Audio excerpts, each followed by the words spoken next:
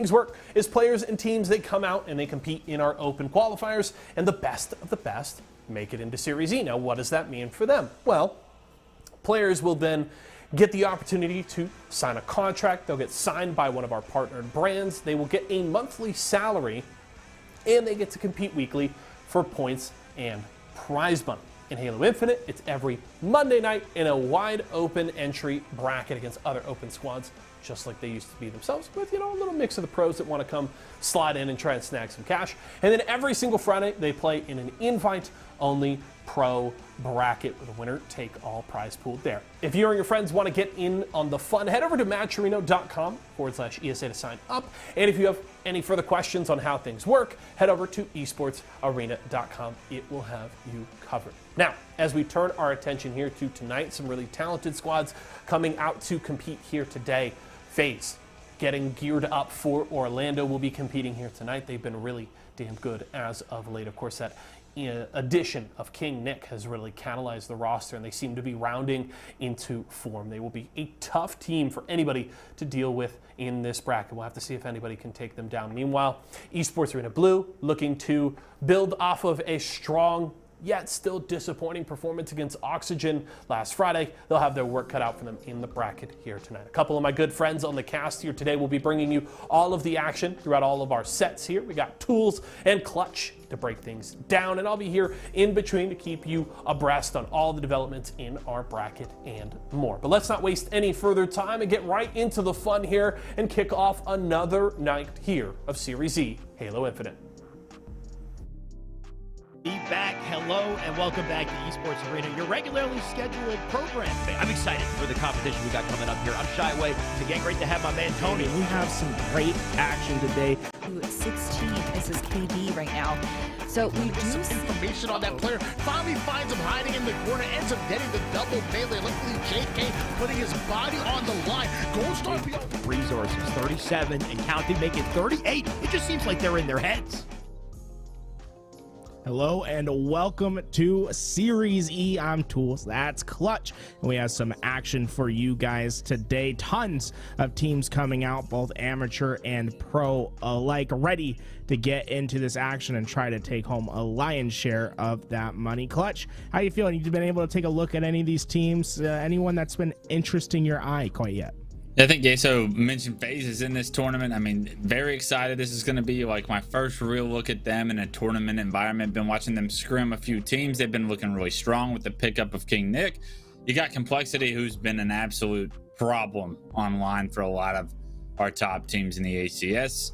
And then you have Oxygen, and you go down the list. There's a lot of individually talented rosters that have come up. I see Mickwin's in the pool of players as well. He's a close friend, a former co-worker, I should say, and I know what he's capable of, so very excited to see him in his first go at one of these ESA tournaments, at least from my perspective. And with that being said, I mean, usually I feel like we don't have this much talent on the Monday night open series show, but we got a lot of talent here tonight, and that means a lot of good Halo to be played.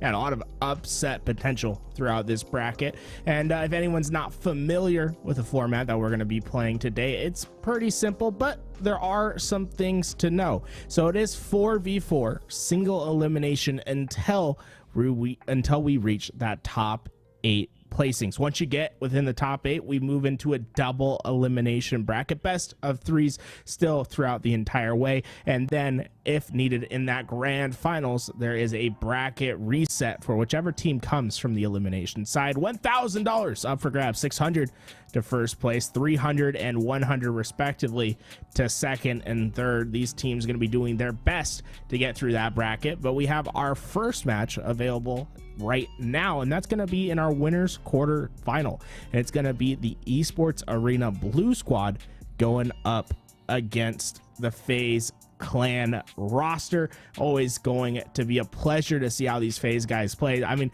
honestly, when they're playing at their highest, they look like a championship caliber roster, but the problem is playing at their highest. So often we see a tumultuous Faze. You know, their highs are high, their lows, but they're just about as low as anyone else's in the league. So I'm curious what kind of Faze that we get today, whether we'll see that impressive Faze gameplay that we saw from Saturday, or if we're going to be seeing that different Faze. But we're right into this first game, and already Faze Clan dominating the kill feed, able to get 2. And you might notice on that ESA Blue squad, a little Alex Shock coming in to fill in the roster for now. So it's going to be Ty, is Reverb, Alleluia, Pac Mandela, and Alex Shock as that 4th player for ESA Blue.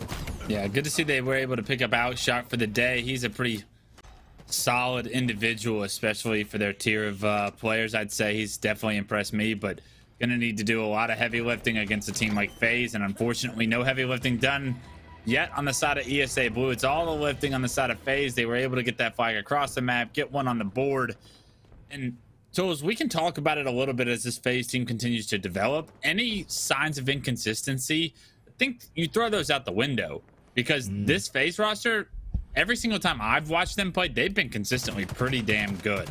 And although they may be like losing series in a lopsided affair to an Optic Gaming and some scrims, a lot of the times those games are very close. And this team just having formed, still trying to get all the kinks out of the team up to Orlando. I think that this team, it has the sky's the limit, and I think their floor is going to be a lot higher than maybe you alluded to from the previous Faze rosters. I think King Nick is going to bring a lot of consistency to this team, and just like that, they're going to take a 2-0 lead in the first 2 minutes. Right, and what some people might call inconsistency, I think a lot of people would call growing pains, right? Being able to get these reps in, get themselves at that higher level. The fact is, whenever you put a player like Renegade on any roster, world championships are on the mind. He's a natural born winner, right? And he's not going to let this roster stay down for long. Expect him to really come to the call come Orlando. And so far, ESA Blue, a team that's been very consistent at pushing these pro teams a little bit further than most feel necessary, struggling early on against Faze, down 2-0, letting all that power up control go the other way. Nothing has been going in ESA Blue's favor. Yeah, and somebody I really want to watch on this Faze roster tier today is Renegade, a guy that on the previous Faze roster statistically wasn't having a great time. Probably one of the best statistical players we've had in Infinite. And when I say statistical, I mean the gameplay usually results in domination as well. So when Renegade has good stats, it's because he's taken over the game. He's able to find his groove. It really does look like this Faze roster with this set of 4 has allowed Renegade to get back into that elite tier of talent. And I mean, if they want any chance in winning Orlando, he's going to have to be playing at an elite level for that to happen. I think Renegade's starting to feel comfortable, and that's exactly what Faze fans want to hear. Yeah, Faze, I mean, hey, if you're going to get it together, this is the perfect time to do it. They're coming off a first-place victory in a tournament on Saturday that had teams like E United, Complexity, G1 playing in that tournament. They're able to get it done, beating E United after the bracket was reset. But I think a lot of people saw that as the turning of the page, right? No longer are they that Faze roster that isn't meeting expectations, but rather that Faze roster that many were expecting coming into Orlando. And so far, it's been no resistance from Faze. They've been very easy on the slays. They feel as if their flag runs are just as quick as anyone else. ESA Blue quickly finding themselves 4 down in this game. Just one more flag cap for Faze to take game 1. Yeah, 4 down on the map, 4 down in the flag caps, and Faze is absolutely rolling right now. ESA Blue can't find any kind of success here on the map, and that's what happens when players like Falcated, Sparty, and Renegade, like when they feel comfortable. We knew how much talent this Faze roster had, even with Snipe Down on the team. These guys, they just couldn't find their groove, and I'm not going to say it was Snipe Down by any means, but for some reason, a lot more comfortable here and now, and you're seeing that comfortability immediately transition to their ability to not just do well and beat solid teams like ESA Blue. They're going to destroy them when they hit their stride, and that's exactly what we're seeing here in game 1. Yeah, it was never talent that was missing from the Faze equation, right? You know, obviously there's been the drama that's gone down between Faze and Snipe Down. Some words exchanged on both sides. Clearly they weren't meshing together. Oh, you didn't see that? Snipe Down had a whole expose about why this Faze roster did not work. Oh, no. And let's just say, you know, they weren't the best of friends, right? It was very much a vibes thing at the end of the day. And, well, you know, if the team wasn't going to mesh, the change was needed. And well, Faze, I think they got the best possible change out of that situation, right? Adding Nick, Spartan's long-term duo to the equation. And, you know, I think a lot of people underrated what Nick was able to do with E United, right? Him and Spartan working, combining, right? I mean, look at their finishes. I think so many times people talk about Optic, Sentinels, Cloud9, but E United was always in those conversations for the beginning of the year. Yeah, absolutely. I think King Nick was one of those players that really made the transition to Infinite well. I'm one of the biggest King Nick fans. Every time I watch his screen, he's playing such good, disciplined Halo, but such a highly individual skill player at the same time. I'm excited to see him yet have another opportunity, because I was a big fan of the E United roster from back in the day with Sparty and Nick. It's a shame that they decided to break up, but it looks like both parties are pretty happy with how those team changes have gone up until this point. We are seeing this fifth flag be a little bit more difficult to cap, but as I say that, the fifth flag, it's on the move. Falcade is going to drop it and slay, and I mean, as we hype up each member of FaZe Clan, Falcade is next on the list, right? He's been looking for the right team, I feel like, all of Infinite. His career so far in Infinite has to be frustrating, because I honestly think individually he's in the top 10 right now as an individual player that has presence on the map, that can slay with the best of them, that belongs in a grand finals at some point this year. Is this FaZe roster going to be the one to do it? I think Falcade has high hopes. I think this FaZe roster believes that they will be able to as well. Yeah, I feel like Falcade just hasn't been able to reach that potential that he and I think everyone that's ever teamed with him always hypes him up to be, right? I mean, so often I felt like at the beginning of the year, whenever you talk to Snipe Down or Bound or any of the players on FaZe, they would instantly tell you, yeah, Falcade's like a top 5 player in the game. He's like, the best player on that team. Yeah, he's individually, he's special, right? There's not very many that can replicate what he's able to do on the map. And I feel like this is the first time where he's just been on this all-star studded roster, and he's kind of been able to have the freedom to do what he needs. The double kill coming through. These flags having a little bit of an interesting route. Both of them been out for quite a bit. No one quite getting where they need to go, as Falcade's going to be hopping on the return. We're going to see a reset of both the flags, both teams deciding how to take the reapproach. Yeah, as brutal as this early game has been for ESA Blue, they've done a good job to find their footing here and now. As I say that, they do go all 3 down. It's going to be all 4 dead, and this is probably going to be where FaZe put the nail in the coffin here for game 1. But a good job by ESA Blue to make this game probably last a little bit longer, especially if you were predicting it to end fairly quickly after they got 4. It is going to be the 5th flag going in for Renegade there. 19, 7, and 10 for him, but everybody on FaZe doing their part. ESA Blue started picking up some steam towards the second half.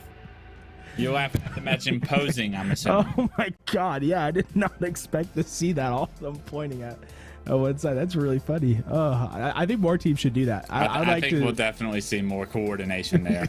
Yeah, I think what I would really love in season 4 is if they would, like, the next thing to, or I guess season 3, the next like team thing would be add team poses, bro. I'd love to see FaZe win and have all the Spartans phasing up. I think that would be the most hilarious thing in the world. But absolutely. Sorry, it's the little things that just completely caught me off guard. I did not expect to see 4 Spartans. Just pointing at the other side. Oh my god. I mean, there's not much else to say other than it was domination. ESA Blue obviously were able to stave off the push, but they were already 4 down at that point. The 5th flag comes through. FaZe just picking up where FaZe should be. I feel like for the first time they're really reaching that top 3 status. You know, they look like the team to beat going into Orlando that isn't, you know, Sentinels or Optic.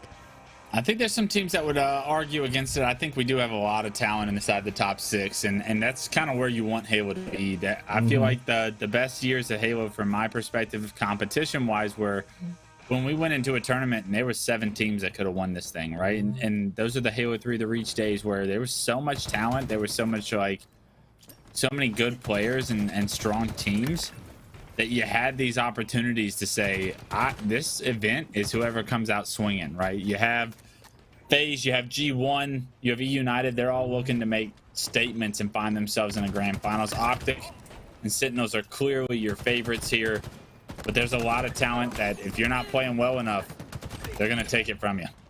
You know, and I feel like it's the change of the era, right? It's been, what, since 2015? What is that, 7 years now that the same 8 players have been in the grand finals every single year. You know, it's like if you weren't on one of the Sentinels or the Cloud9 roster, you weren't winning events, right? And for the first time, it finally feels as if there's this new crop of team that can come and find these wins. And we've seen just insane roster mania that I don't think anyone could have predicted. I think if anyone were to say, hey, you know, at the halfway through season 1, you're going to see Renegade not on Cloud9, I think 95% of people would have called you crazy. Yeah, absolutely. I was very surprised by that, but it happens every Halo, right? People make decisions. Neighbor left, straight ripping for final boss. The list goes on as far as interesting team changes and dynamics, and you never know what they're for. Is it individual production? Is it individual just not feeling the vibes? Does he want to try and do something with someone he's better friends with? Does he want like a higher ceiling for a team? Whatever may be the motives for leaving a team, for joining a team, whatever it may be. So many different storylines throughout Halo. It's not really a surprise that there was a massive mix-up. The individuals involved and where they ended up, though, definitely shocked. But I mean, everybody's got to bury their, like, you dig the grave, you got to live in it, right? You get buried in it. So whether or not Renegade leaving Cloud9 was a good decision, whether or not United breaking up, all of those decisions, we can talk about storylines at this point, but I think come Orlando, come Worlds, that's when that's the only time you can answer these questions. That's the only time you get to ever say this was a good decision or a bad decision.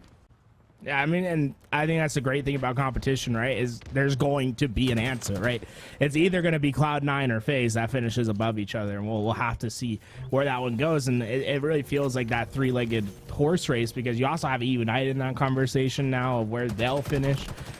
Very exciting things coming into Orlando, but what's even more exciting right now is that ESA Blue, 2019, not stepping back at all, going slay for slay. And I think this has been the biggest criticism of FaZe so far, is you've added 4 really talented Slayers on this roster, but somehow Slayer becomes their weakest game type. What causes that sort of rift on this roster where, I mean, individually, there's not many players that can keep up with Falcade, Renegade, or Spartan. Why is it that this FaZe Clan roster struggles on the Slayers? Yeah, very, very often do we have this conversation where all these individually skilled players, they should just be the best at Slayer, right? You would think. That's absolutely wrong.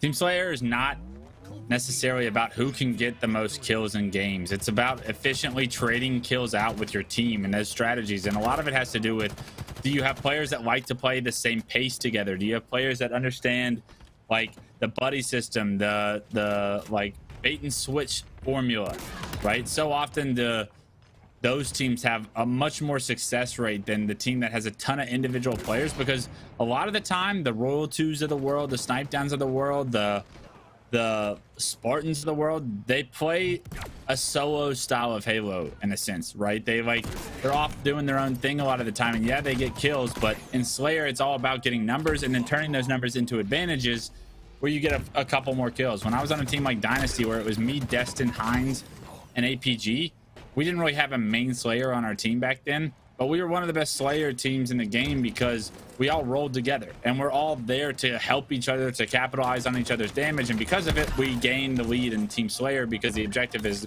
being done by us in the same moments.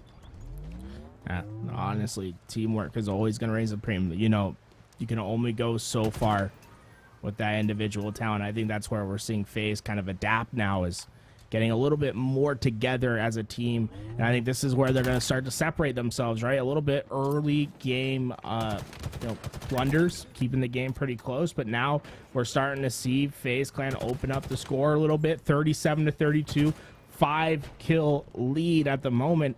And we're seeing so far Sparty be the player that's taken the charge, 14-4 from him. And I think if anyone's seen Spartan play ever since his breakout season in Halo 2 Anniversary, you know how this guy can change a game. Yeah, absolutely. With everything that I just said, it's a whole different story when that team starts, when a team of that individual talent starts to figure out the Team Slayer. Sparty, he's 15-5-5 right now. He's having an absolute mammoth of a game to give his team this 6-kill lead. It's a good job by ESA Blue to make this one much closer than game 1, to stay in this one.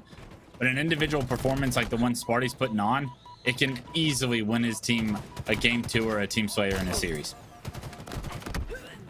Alia doing his best to survive, but he's going to be cut down short. And so far, you're seeing ESA Blue's opportunities diminish. They did get it within 4, and well, this overshield, it could be all the difference. Shock's going to be the one that puts it on. Faze spawning all the way out. But that time is taken. You got to make some opportunity happen. A 3-kill deficit to overcome, and Shock with the overshield. You have to figure he's the player that's going to make it all happen. What can he do with it? This is a big question. Can he turn it into a couple of kills? He's going to need to. He's got the first, but he gets the melee onto him, so his overshield, it's gone. It's a second kill for a trade. That is 3 down for FaZe Clan, but the rest of Alia's team there goes down. And because of it, still a 4-kill game, but not a lot of room to play around now. With 2 kills is all they need, and make it 1 as a skewer with the grapple comes in from Spartan. The last kill from Renegade's on screen, and FaZe are going to take this series 2-0. The second game, ESA Blue made much interesting, but FaZe showing you that they've got the ice to shut that one down. A beautiful way to end that one as Spartan hit that skewer shot as well. So FaZe looking very strong here today again. I love seeing the thought process going. He's like, I got a skewer. I have the grapple shot. Let me go make a play. And he just flies across halfway the map, does a little 180 trick at the end, gets the shot through, and that's going to be our winner's quarterfinal. FaZe will continue in a little bit stiffer competition on their side, on the other side now. A team that's been rising throughout the ranks, increasing their stock, brought in what many would consider a superstar level player, a player that is absolutely impacting the map, and Triton Oxygen Esports going to be in their path.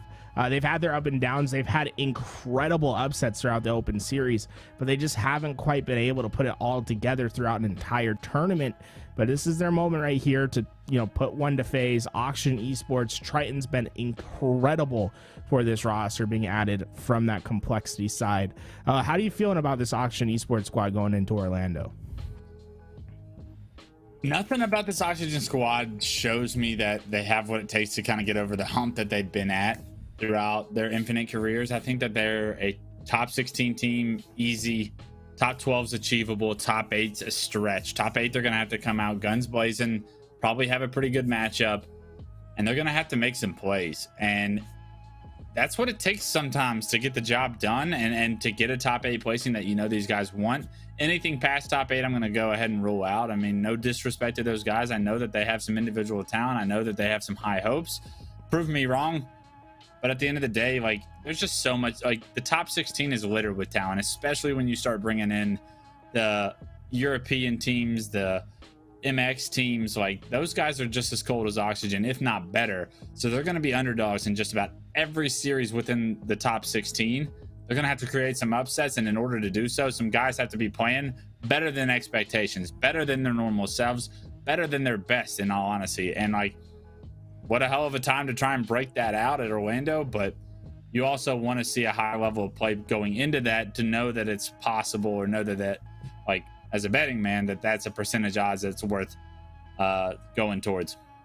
Yeah, top 8 seems much harder than ever to achieve in this game now when you take into account those European squads. I mean, I feel like we've seen Europe take that next step to becoming closer to the top North American talent. Ascend looks just so good. Quadrant, they seem to be this explosive European squad that just can absolutely take over. Yeah, and now Navi seems to be figuring it out, right? Navi's not bad either.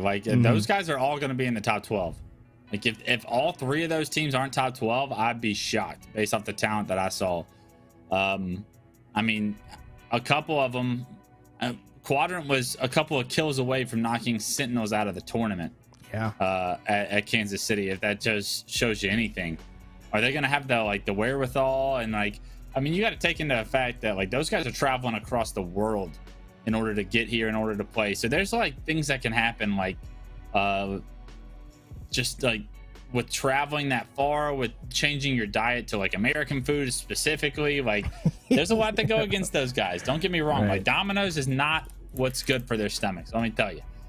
So as long as they can find a comfortable environment, I expect those guys to be placed in the top 12. And for Oxygen, you're on the outside looking in my opinion there. And you can beat one of those teams, but you guys gotta find a level of consistency over a best of 5 against those guys. You're gonna have to be playing at a very high level. Yeah, I mean, and there's always the road to get to that level, right? And I feel like that's something that's always overlooked, is like, oh yeah, a lot of these teams that get really good, like they spend a year throughout the top 12, top 8, top 16, like figuring it out, and then it starts to click for them, and then the next year you can start to see them finishing top 6, top 3, and having these huge swings. I think Oxygen is in that growing moment, right? This is their chance to have their moments on land, figure out where their weaknesses are, and try to address those over the offseason. I think this is a roster that could grow with each other. I think you have 4 very talented players who are mature. I think that's the biggest thing with this Auction Esports roster. It's a mature roster, right? They know that it's not gonna, success isn't gonna come right away. They're gonna have to work hard for it, and I think that's why we've seen them consistently sign up for these smaller tournaments, try to get as many of these good reps in. And this is a roster I think that could be finding themselves better and better as the seasons go on. They do the right things in that case, right? They show up every day. They practice as much as anybody. I try to watch their scrims because they scrim a little bit earlier. I'm still at work. I'll throw them on a monitor and just like try and pay attention while I'm knocking something out. And what I do see is like consistency as far as like showing up for work is half the job, right? Like you gotta put in the time. No, you cheat the grind, you're never gonna make it. This Oxygen team does a good point, like you said, of entering just about every single tournament they can, competing as much as possible in a tournament format. They get good practice when they do it. They're playing Faze today, obviously. It's only a best of 3, but they'll scrim teams as well today, right? Like they had practice and then they played in the Friday ESA tournament right after it. Like that shows me you guys are dedicated to taking that next step. It's only a matter of time if that level of effort is continuously matched. And the only thing they need is the Auction Esports roster to that squad to get them a nutritionist or something, right? Get them off that Domino's pizza, get them on that French diet, and hey, we'll it makes see. a difference. I'll tell you, it really does make a difference. What you put in your body will give out. I mean, hey, we've already been seeing maybe some of those successes coming over at G1. Obviously, they've created a culture where we're seeing them all kind of work out, all of them exactly be on their makes a grinds. That being said, I had a pizza yesterday. I'm not competing. Do you think it goes the opposite way, where there's a European tournament, like the Americans get really good because they're eating like European food, and all of a sudden they just feel better? No, it's only Americans one way. We'll find a McDonald's 10 miles out, and they'll Uber Eats it. Like, there's no way. Oh, God, the only one eating something over there is probably Ace. Yeah, Ace is like the sunlight's different. He's just absorbing it. It's just doing numbers for him. Faze, they're going to come out strong, and they're going to start scoring. You see Oxygen putting all those resources towards C, but Renegade, he's trying to do the quick cutoff, already building his rotation towards A, and well, Oxygen meeting stiff resistance on the other side. All right, let's see if Oxygen can put up a better fight than ESA Blue. I kind of expect them to. And an upset like this would give Oxygen a lot of confidence. I mean, Orlando's a week and a half away, boys. Now or never, really, to start building that momentum, to build that confidence in. And FaZe want confidence going in. You know, they want to win this series. Already off to a 50-point lead here. BNC in control, and Sparty gets a lot of information there on the couple of players that were top nades. He wants to relocate to top to try and compete for Overshield, but that's a massive kill by Bohm to take him down. He had the heat wave. So a good job by Bohm, but it doesn't look like they're going to have the resources to get this Overshield unless they shut down Renegade. He does just that. One bullet shy. His nemesis of getting that double kill, and all the kills going to Common in the meantime. Overshield as well, and this is a massive moment for Oxygen to stay in this game. Yeah, Chris Common well fed to get that triple kill. Every team putting in about just as many numbers as possible to get it. But look at these spawns from FaZe. They're going to spawn at A, and Chris Common's Overshield, well, it goes basically null. He gets a couple pieces of damage and an assist, but Triton, he doesn't see the player lurking. Sparty gets the easy back smack. And FaZe, although they aren't scoring, they're able to stabilize from a scary situation. That looked like it could have been a devastating trip cap if Common was able to do just a bit more with that Overshield. But Oxygen, they're in their scoring moment, right? They have the heat wave still. They're getting themselves back in this game. But it's time to catapult yourselves forward, and getting a trip cap here would be the way. But Sparty, he shuts it down, and now suddenly FaZe find themselves scoring once again. Not a bad chunk of time for Oxygen, but you want to keep control because now Faze continuously building this lead. You have a feeling that Spartan could go off with this heat wave. He often does, and finds a nice kill on the bone. That's all 4 dead for Oxygen now, and they can force split spawns. Faze Clan can make this very chaotic for the members of Oxygen. Spartan's gonna do that. He finds one, gets another to no shield. The rest of the cavalry for Faze is here, and it's up to Bohm to try and win a 1v2 situation. That's going to be so difficult for him. He has a little bit of help from Triton, but only Renegade gets found. They do transfer A over, but I mean, you blink and the trip cap already worth its money right now. 135 to 45. Overshield is coming up, but Oxygen just not having enough presence on the map to compete right now. And that was just one of the most dangerous split spawns you could possibly get. I mean, you saw Spartan jump up and instantly pre-fire the spawn, and it came out as an easy kill. Falcao with that sniper trying to do as much as he can. The heat wave at the last second is going to come through for Bohm, but that overshield, it's still up. And well, Faze, I don't think they're going to let this one go so easy. Bohm going to have a lot more work ahead of him as he's able to take down Renegade, but Nick eventually comes from behind. Overshield did go in the hands of Oxygen at that last moment. Score still in the hands of Faze Clan, and Faze, every time you think things are going wrong, they're somehow finding 2 kills on the map. Oxygen, even though they get all that overshield, doesn't come with any points. And it's already gone, right? That overshield is nullified. Good teamwork from Faze to melt them down. He was the last guy alive. That allowed everybody from Faze to focus on that overshield, to dwindle it down, to make sure it's not going to impact the fight. Oxygen do a great job from that point on, though. They get 4 dead for Faze. They're able to transfer over A. They're able to transfer over B. But this is an issue now. Look at the score. 184 to 52. It's an absolute blowout on the side of Faze. They have so much time to play around. All they need to do is focus on getting a few kills. And that's what some of these players are the best in the world at. Falcao wins his 1v1, damage onto a second. And you expect the rest of Faze to be able to follow suit here. And it feels like Oxygen's just that quick, agile boxer, but they're going up against Mike Tyson, and it just feels as if the second Faze see the opening, they're throwing down at haymakers, knockout punches, and so often we've seen huge runs from Faze. I mean, this has been just about 100 uncontested seconds at a time. We see Oxygen able to get their quick couple jabs and get a couple seconds, but quickly Faze just get right back up. They look, they find the kills, they get their openings, they get more points. And Oxygen, they're gonna have to start building some combos. They have to look past step 1, and so far, just getting kills has been a struggle enough. I mean, look at the entry that Renegade's able to do there. He just so quickly knocks a player to 2 shots, knocks another player out of the match, and I mean, Renegade just, the opening damage that he can bring to a team, it just creates so much opportunity to the rest of the boys. And you know, guys with this much skill on their team, they're going to follow up. Look, there's always an extra member of Faze there because of the damage Renegade was able to do at the start of that fight. And now, I mean, it's just a difference in damage at all times on the side of Faze. They've got a trip cap in hand and will win this game momentarily. Yeah, unless some miracle happens. They got 3 seconds to get in a hill, nowhere to go. Oxygen is consistently put on the respawn screen, and I think it's the slays that really shine through for Faze Clan as you see them all pointing in disappointment to the other side. I still can't get over that, man. The poses is gonna get me every time. We're gonna see it all day, so yeah. they don't seem as if they're gonna lose just about anything.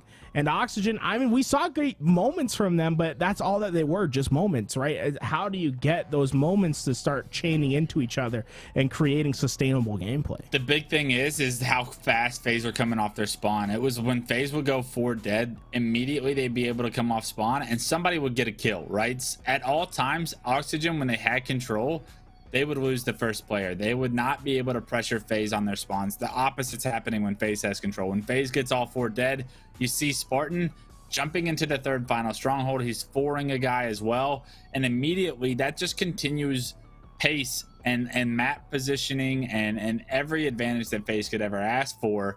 When you're able to be the aggressor and force players to play defense in a game type like strongholds, they can't physically play offense and score points. They can't physically get off their spawn half the time or get numbers and be progressive in that manner. Renegade, Spartan, when those guys are feeling it and they're creating entry damage like they were that game, they're a problem on the map. Oxygen had no answer for it in game 1. Now, I love Strongholds. I think Faze showing like why Strongholds is a favorite game type of a lot of the newer age Halo players, right? It's consistently scoring, and it allows that momentum to keep going with itself. You know, like when you're playing Flag, Oddball, there's so often times where it's just there's no scoring. You can slow down the game. There's no slowing down the game in Strongholds. It's so fast. And Faze, right, they took full advantage. Oxygen, though, getting a response right away. 5-1 lead to start this game, and quickly looking for some more map control. And Recharge might be a game that they're excited to see, right? I think of all the Slayers you're going to see, Catalyst and Recharge are going to be the more pace control style of maps that you're going to be able to try and compete against Faze at. And a very confident challenge on the side of Common rewards him with the kill. The shock rifle shot doesn't come through for Spartan, and Common, game one, didn't waver his confidence. We'll see how well Oxygen can control the pace. Unfortunately, it looks like there's going to be someone out of the map. That's funny. Gonna have to be a reset there. And Oxygen, that was off to a hot start. It's very unfortunate that has to happen, because that might be the only time that they have a lead in this series. That was a very big opportunity that is now squandered because of the technical difficulties, and Oxygen's probably going to be pretty upset. We'll be interested to see how they rebound. But this is also just part of esports, right? You see resets, you see lagouts all the time in every esport that I watch. And as a up-and-coming player, aspiring to be pro, aspiring to break into the top 8, being able to mentally stay locked in through something like this, honestly, for it to happen here, it's much better than if it were to happen at Orlando or something. And if it does, at least they've experienced it before, to where hopefully they're not sitting there like saying all the what ifs, and more so focused that, hey, we still got game 2 in front of us. I was seeing if maybe they're gonna, be able to have a little bit of an edge going into the game, but it looks like both teams have agreed just to clean wipe it. They're gonna start with a full reset, I believe, because Faze had control of the shock rifle and the utility. I think they're gonna say, hey, that makes up for the couple of kills. We're not gonna worry about it. That being said, I would love, the one thing I want desperately for Halo, man, just give me a pause feature, man. I would love to be able to pause a match, get the player back in, rewind it, have some rollback, rewind it 5 seconds, play the game. Oh my, I just get really giddy thinking about that possibility, but we'll have to see if that ever happens. It would be so fun because, lagouts, like you said, like for Oxygen, they had a really great start, and like that kind of gets taken away from them. Obviously, you can replicate that success, but the momentum's gone. It's going to be pulling yourself back up from the bootstraps, getting yourself back in that same situation again. You got to do it if you want to be the best, though. That's part of it. You got to be able to rebound. You have to be able to be mentally strong. It's part of any competition, honestly, in any sport. Getting burnt as a cornerback in the NFL, I'm sure when you get burned once, you can't just mentally break down, because they're going to throw it your way again. You better be ready to play defense. Just like this, you got to get back up. You got to figure out a way to stay locked in and prioritize what's right. I think the please pause feature is something that League of Legends does really well. Would love to see that in our esport, but only time will tell if that's on the way. And imagine right now we're back into game 2. It's 3-2. Faze with a much better start, make it 4-2. I believe they have camo, and with 3 down with Oxygen, that camo player is going to be able to not only stay alive, but potentially wreak havoc. He's got the shock rifle in hand. It's going to be Renegade. Now look at Oxygen taking 2-2 split 2.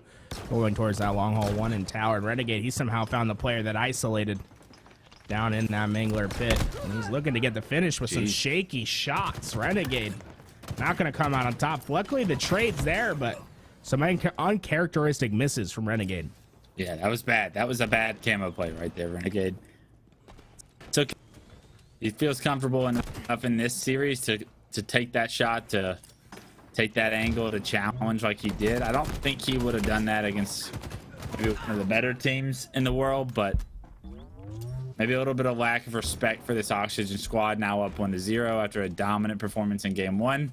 You see players often create mistakes like that, and for Oxygen, that little bit of disrespect creates an opening, an opportunity for you to stay in this, and not only that, but to gain the lead now 9-8.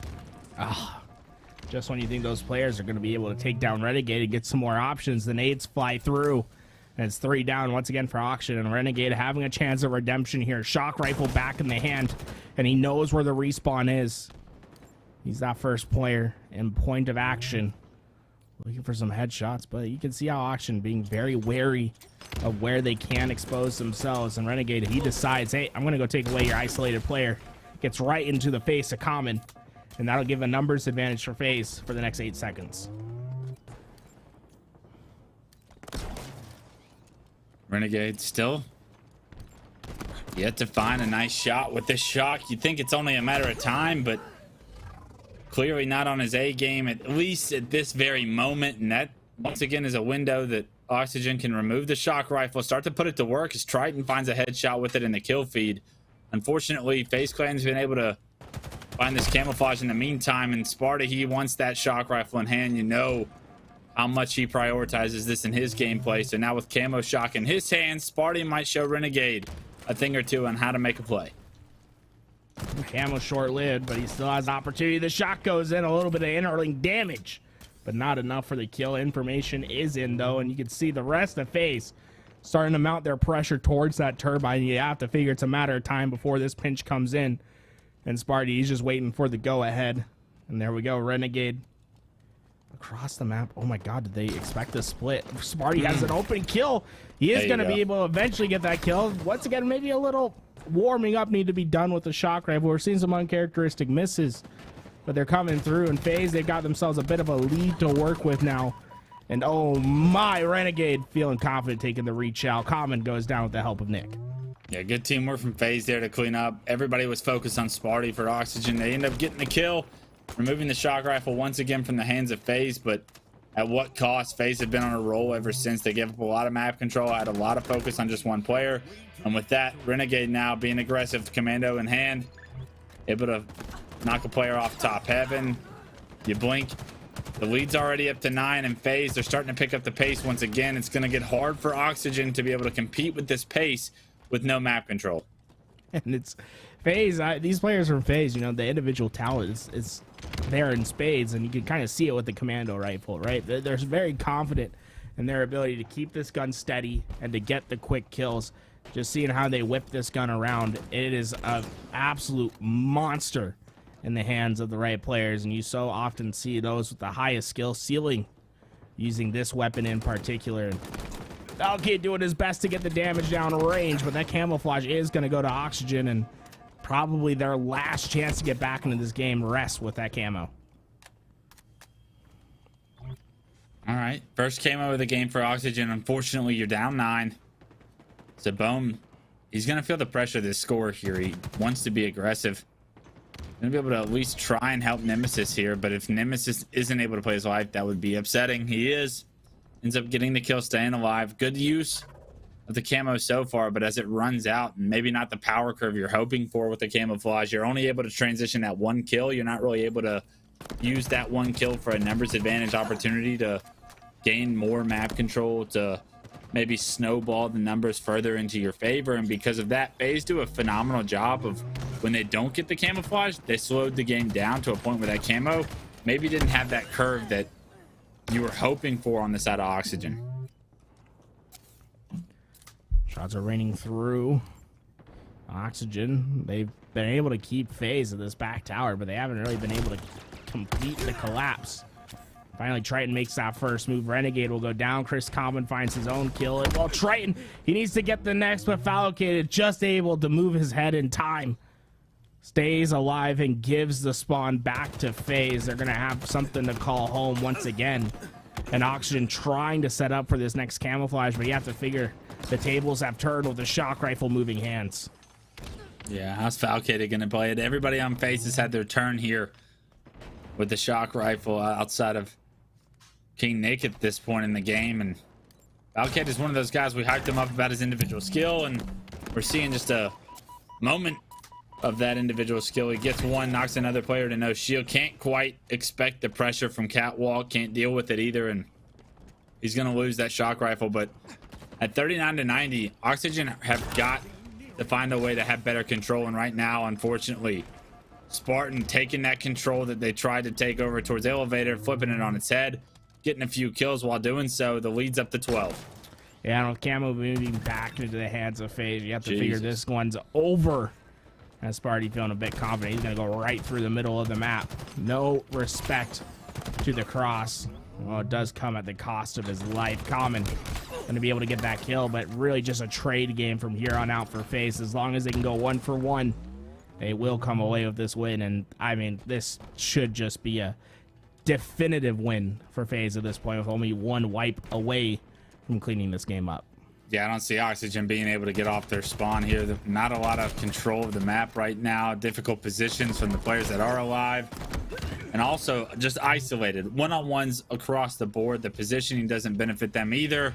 That's going to do it. Faze is going to take this series 2-0 over Oxygen in dominant form.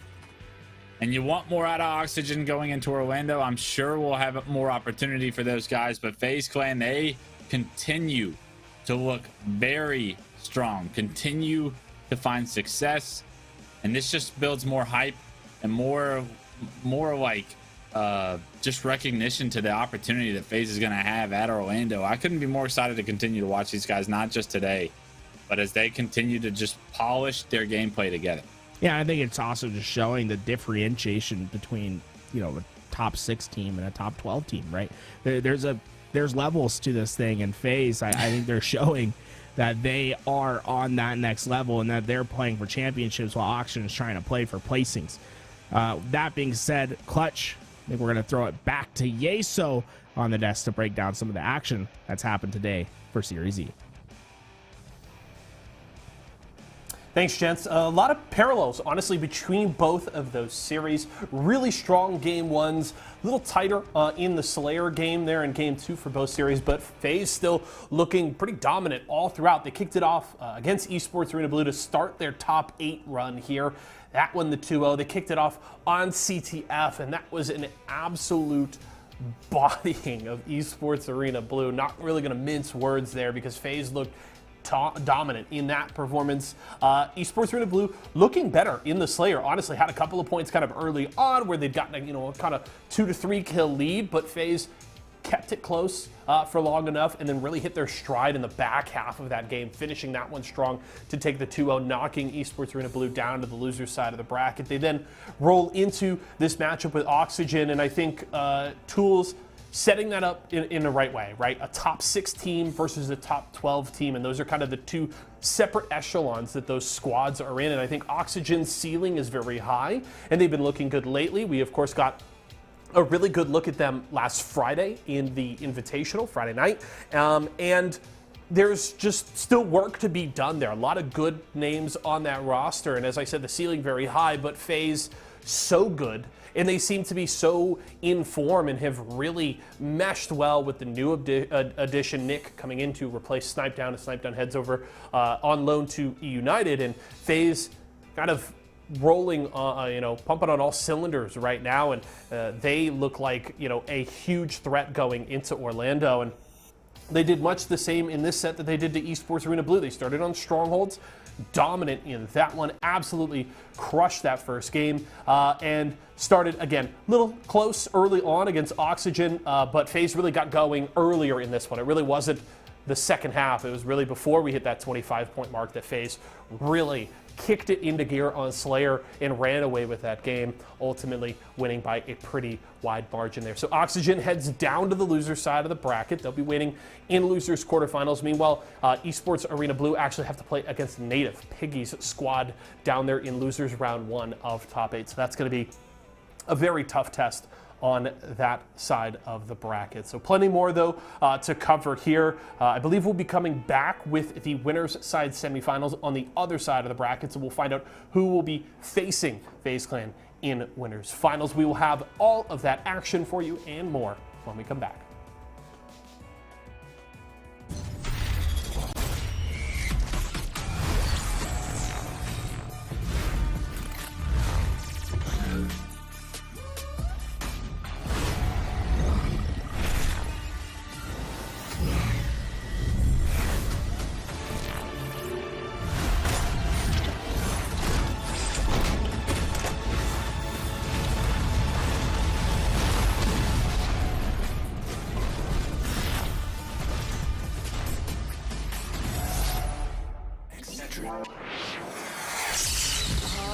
I'm fading. One bad headache can crash your entire game. Excedrin relieves headaches fast. Excedrin, game over for headaches.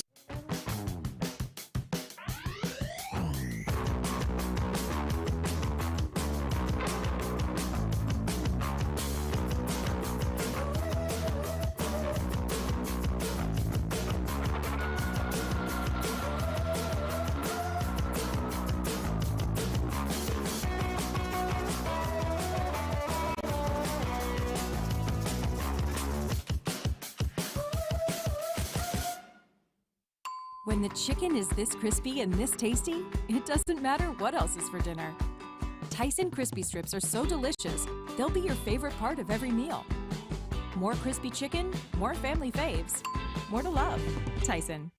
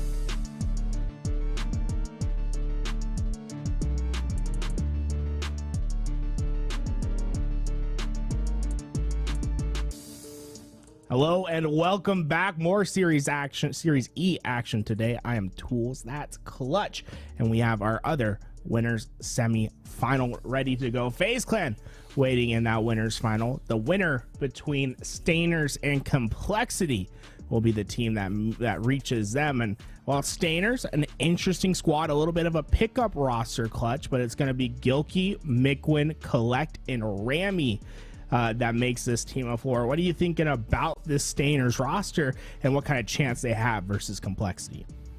Yeah, I think Complexity is going to be a tough team to beat just with how much practice those guys have been putting in, because they're just consistently one of the more practice, always in the esports arena tournaments, always in just about every tournament I see, Complexity's in it.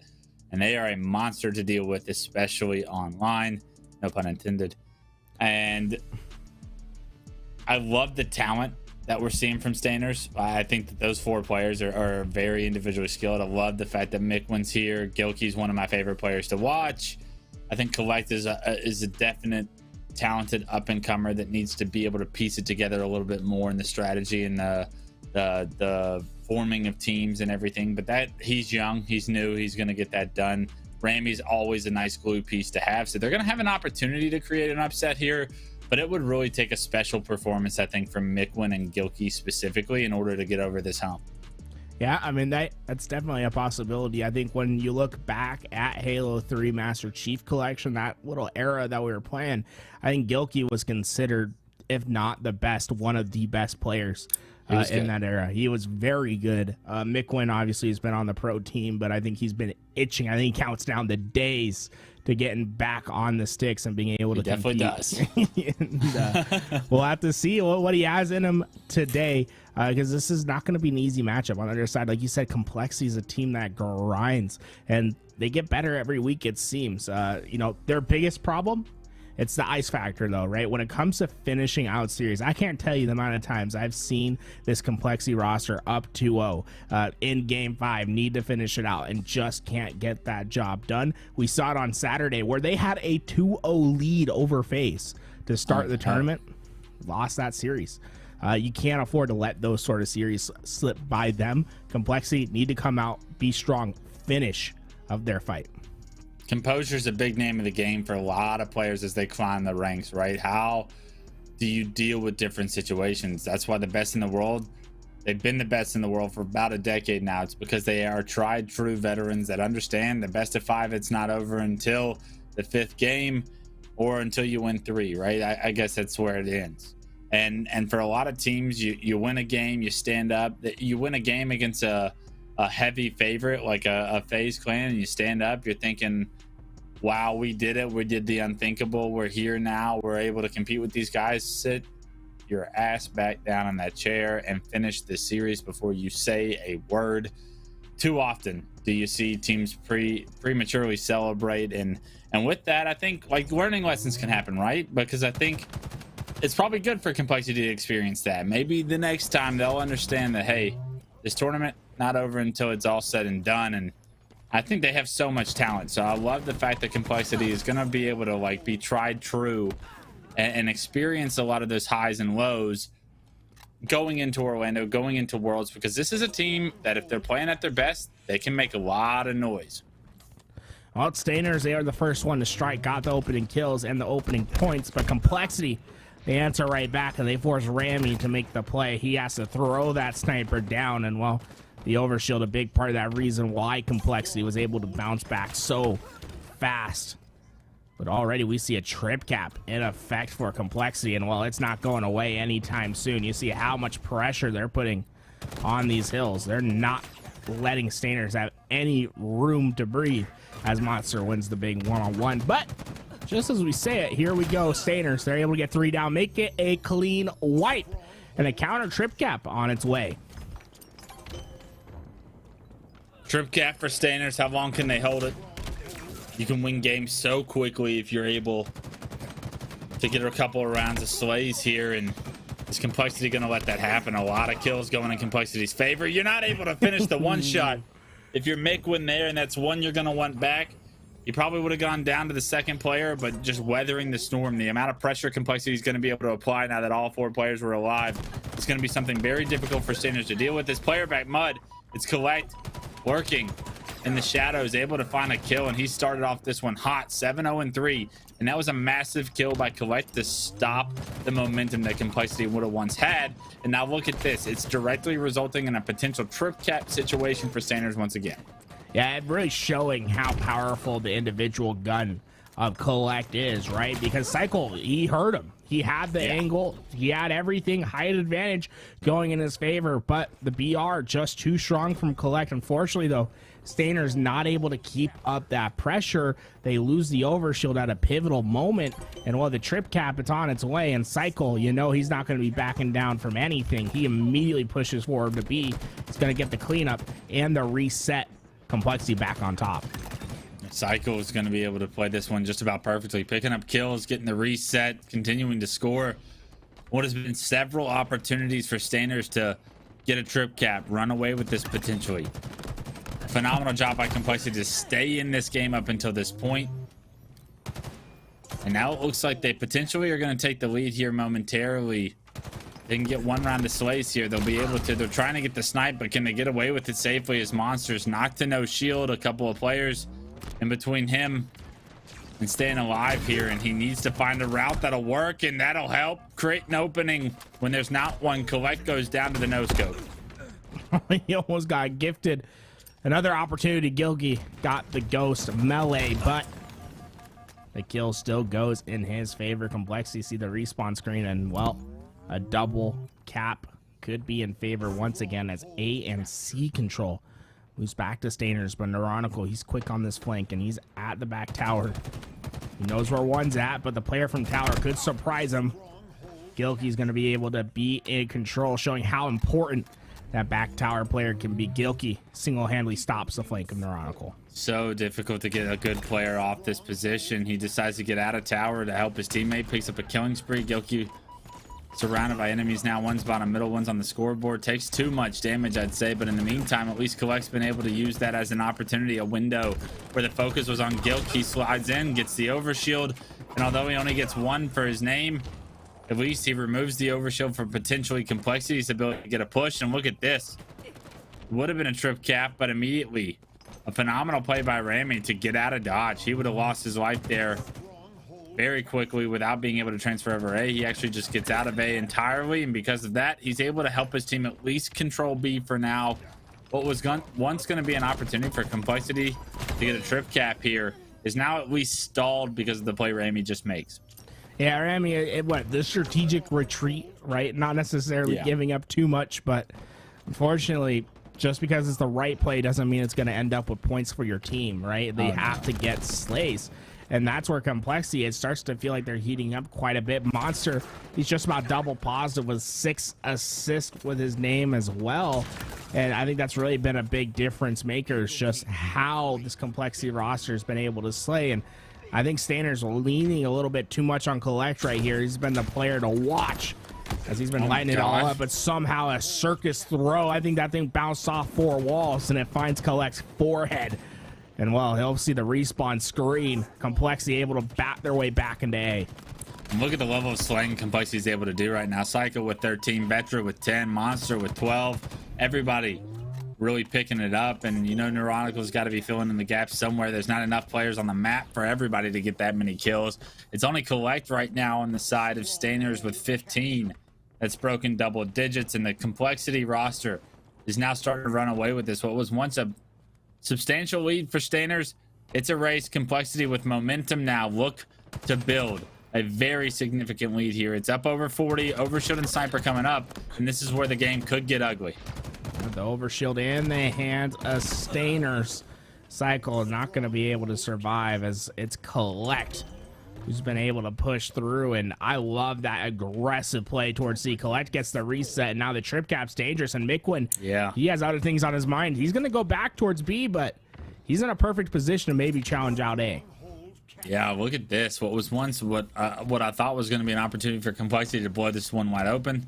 Sanders do a phenomenal job to get the slays they need, to get the overshield more importantly, and with it, starting to chunk away, starting to make this game even closer. 161 to 140 now. The Stanners, we wondered how well they'd be able to compete with Complexity. Well, at least here in game 1, they're doing a phenomenal job of staying within striking distance going into late game.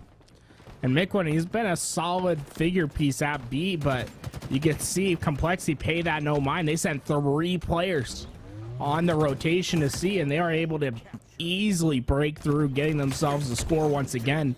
And then after all is said and done, they're able to take down Miquin as well. The pressure towards B is severe as Vetra, he found the heat wave, and he's going to be able to get himself some of this B action. Look how well Vetra is playing this. He's not over challenging. He wants to get his shield back because he knows he has the advantage as soon as he does. He's got the heat wave in hand. He's able to get another kill on the Gilkey before getting taken down. But in the meantime, Sanders have been able to control A. They're going to lose B, it does look like here and now, but the strategy was working out well for them up until that point. They're going to have to hop into C, and it's a complete map flip on the side of Complexity. They're going to have A and B in control with the overshield coming up here momentarily. This is where the game's probably going to be decided. Can Stainers get out of this situation, or are they going to lose control and this next overshield? Oh, Miquin finally starting to heat up a little bit. Started off this game going 4-13. Now finds himself at 8-15, slowly building his way and his confidence back in this game.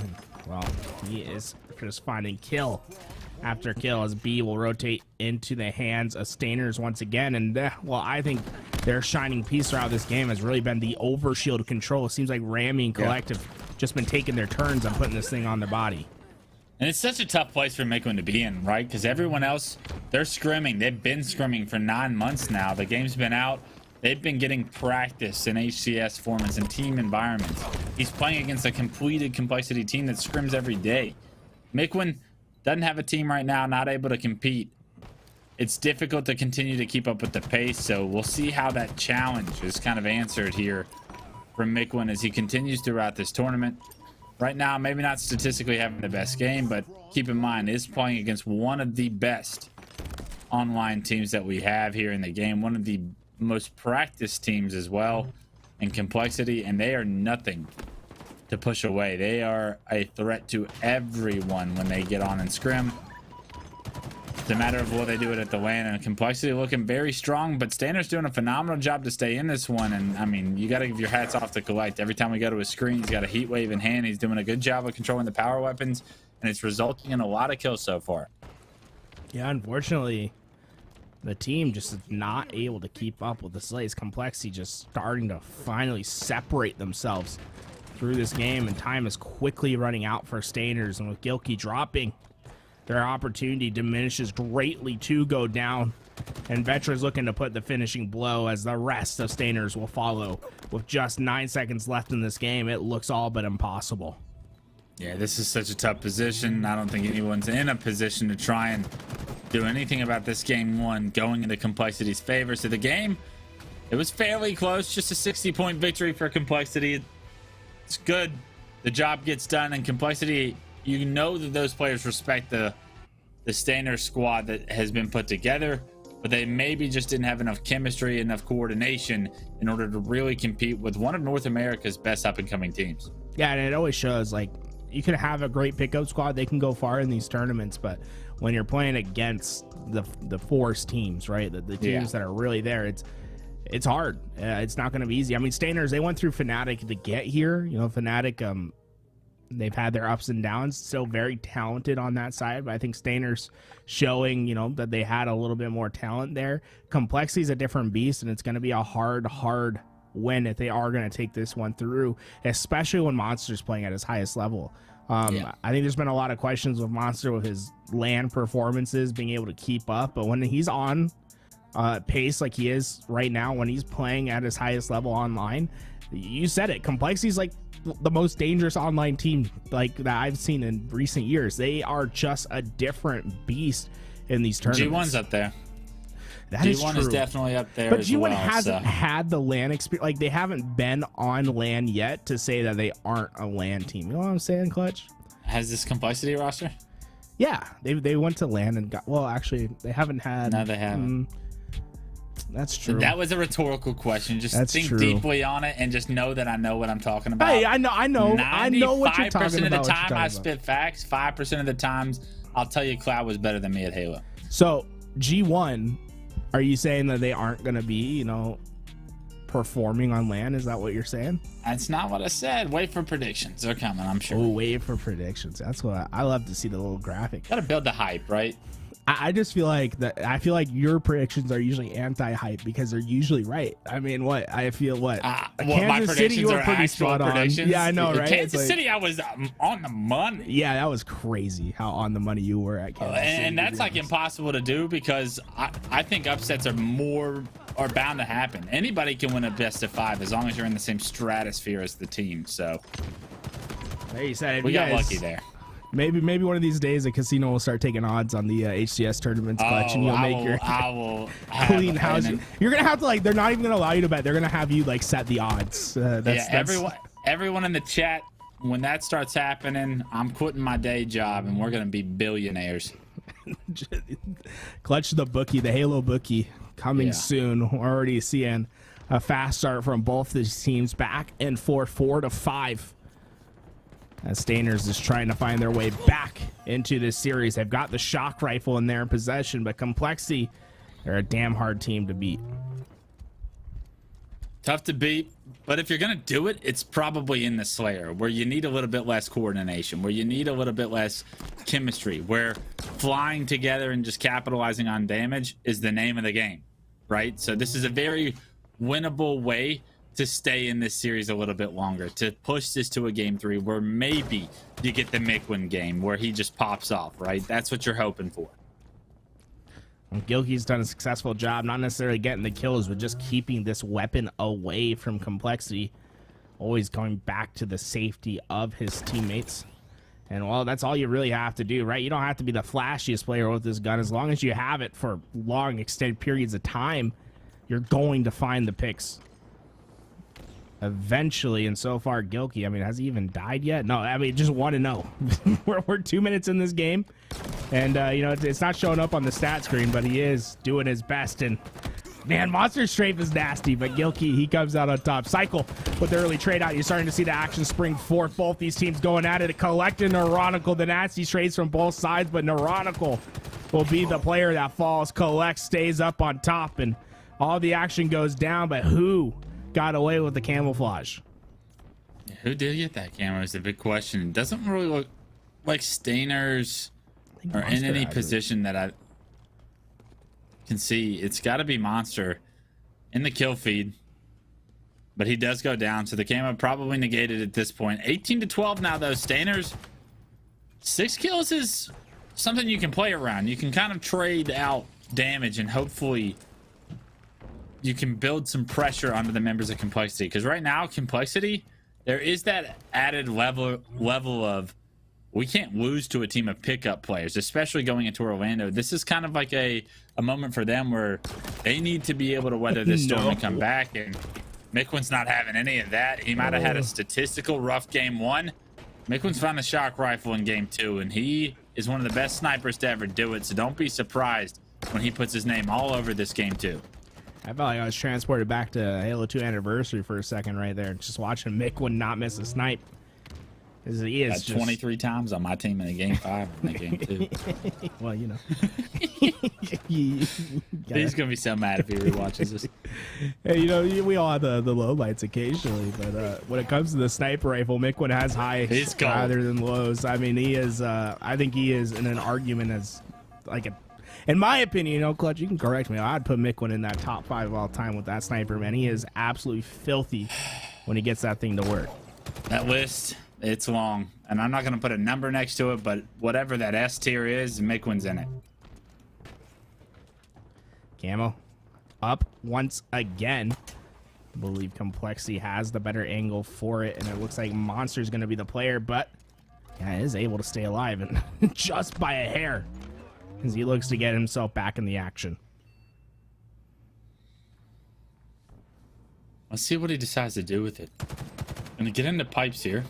He needs to help his team, but I thought that was his teammate for a second with how he came I did into too there, for some reason. I don't know why. He like came through, and it was like him being there, like surprising. He wasn't even aiming at him. I guess he was like trying to see if there was a second player there to get more damage in, but that was shocking to say the least. But Monster, he's still alive, and he's not stopping. He wants to get right into that action. He's somehow still staying alive. Gilkey goes down. Vetra on the opposite side of the map with the shock rifle. He'll expend the last bullet. But Stainers, this is where the game can get out of hand. They're trapped at control. And with Complexity, they're not sitting idly by. They are flooding. And finally, Stainers able to get something in the feed, but it's been a huge swing for Complexity these last couple minutes. Massive swing. They're right back into this. 1 kill down now. On the back of a camo, some shock rifle plays. Vetra doing his thing. Everything going right for Complexity here in the mid game, and Vetra starting to find his flow. And let me tell you, this is one of the most impressive players I think we have in the ACS as far as up and comers. We talk about Collect all the time. We talk about all these different names. Every single time I watch Vetra, he is absolutely destroying. I can't wait to see his performance at Orlando. It's going to be a massive tournament for his career.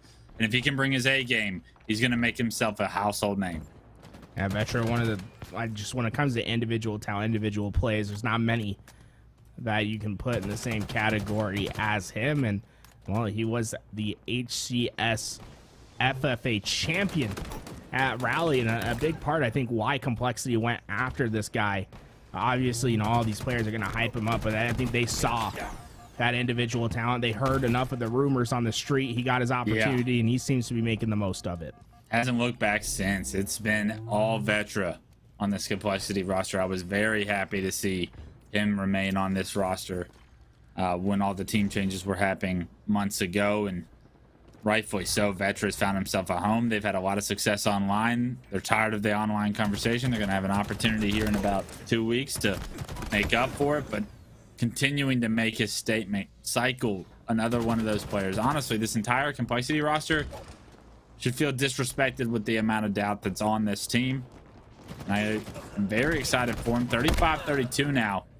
They've taken the lead. It's not significant. Standards are still in this one, but for as good of a start as they had in this game too, to not have the lead here as you cross not only the 5-minute mark, but potentially the 40 kill mark, things become worrisome.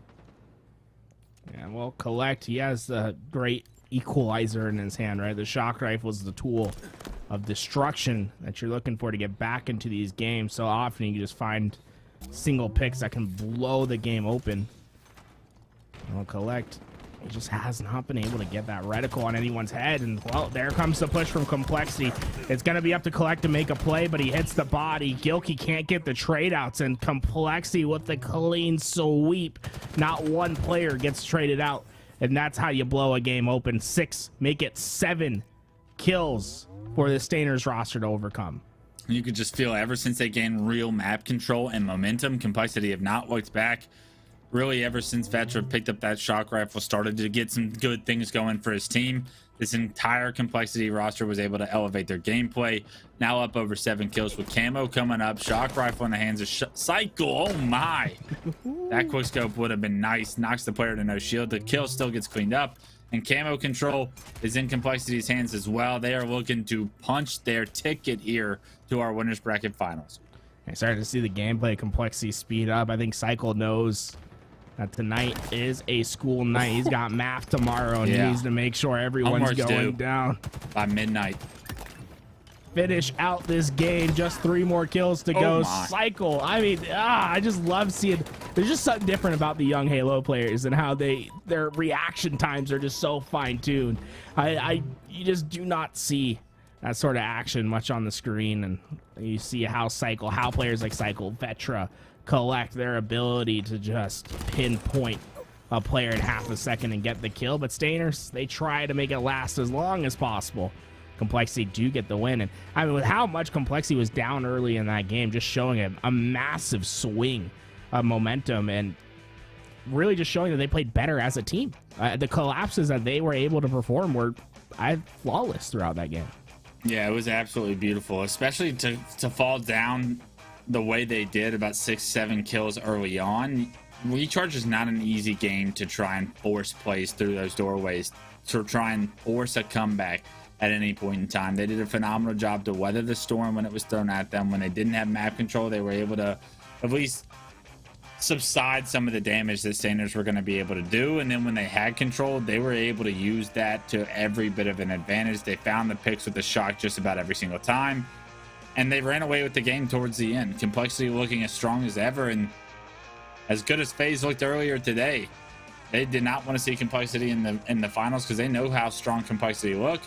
But we are headed towards a very exciting winners finals where Faze is going to show us some of their best. Complexity, we know how well they just looked, and we have a very exciting match going forward. And I mean, this is all you can ask for in the ESA Open Series tournaments, right? It's teams playing their best, players playing their best, and I think we'll see a very exciting, a very high-powered match between a lot of the individual talent that's in that series.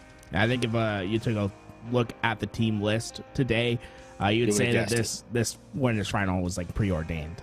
Complexity, Faze, 2 very good teams that have a huge ceiling of skill.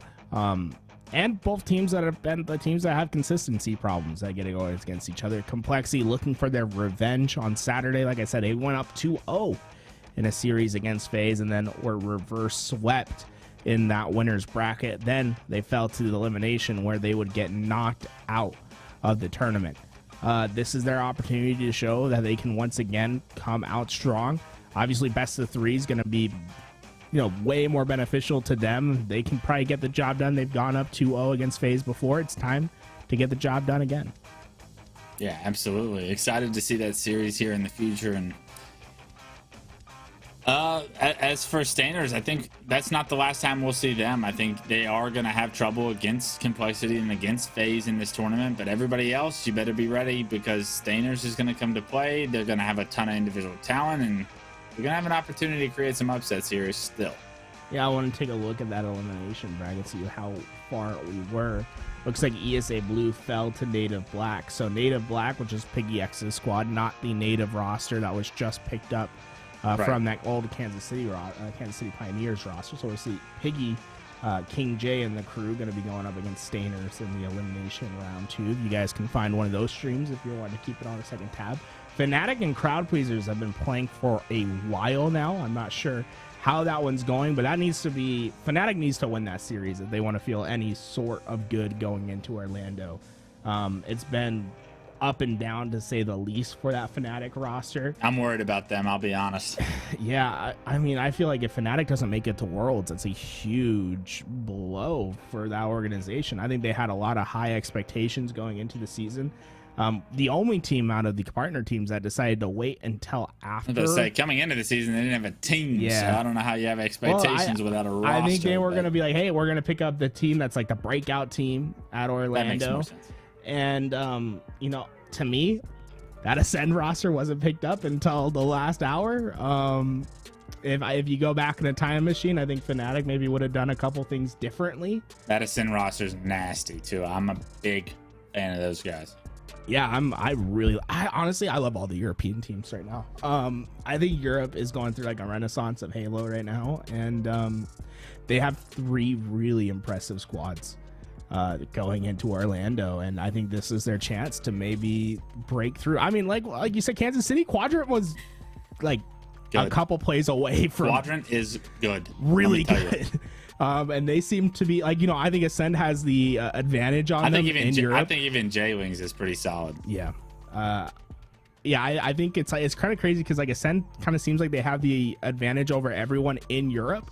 But then once they play against the North American teams, I feel like Quadrant's the team that just like competes the best. And then Navi's the dark horse. Like you said, J-Lings is very good. Like Orlando is scary. Quadrant pushed us into Game 7 true. In the grand finals. Like that series was as close as it could have been, and that'll teach you a little bit about them. And J-Lings was giving everybody fits that weekend. Navi was giving people fits that weekend. So I mean, it is absolutely a talent pool over there that is starting to step up, that is starting to become an actual threat. And that's why when you talk about those 4 teams are coming over to North America, and all these North American teams that are like top 24, top 16, top 12, you are probably sick of it. You're probably like, we already have too much talent over here, but now you're having to compete against those guys. But that's the name of the game.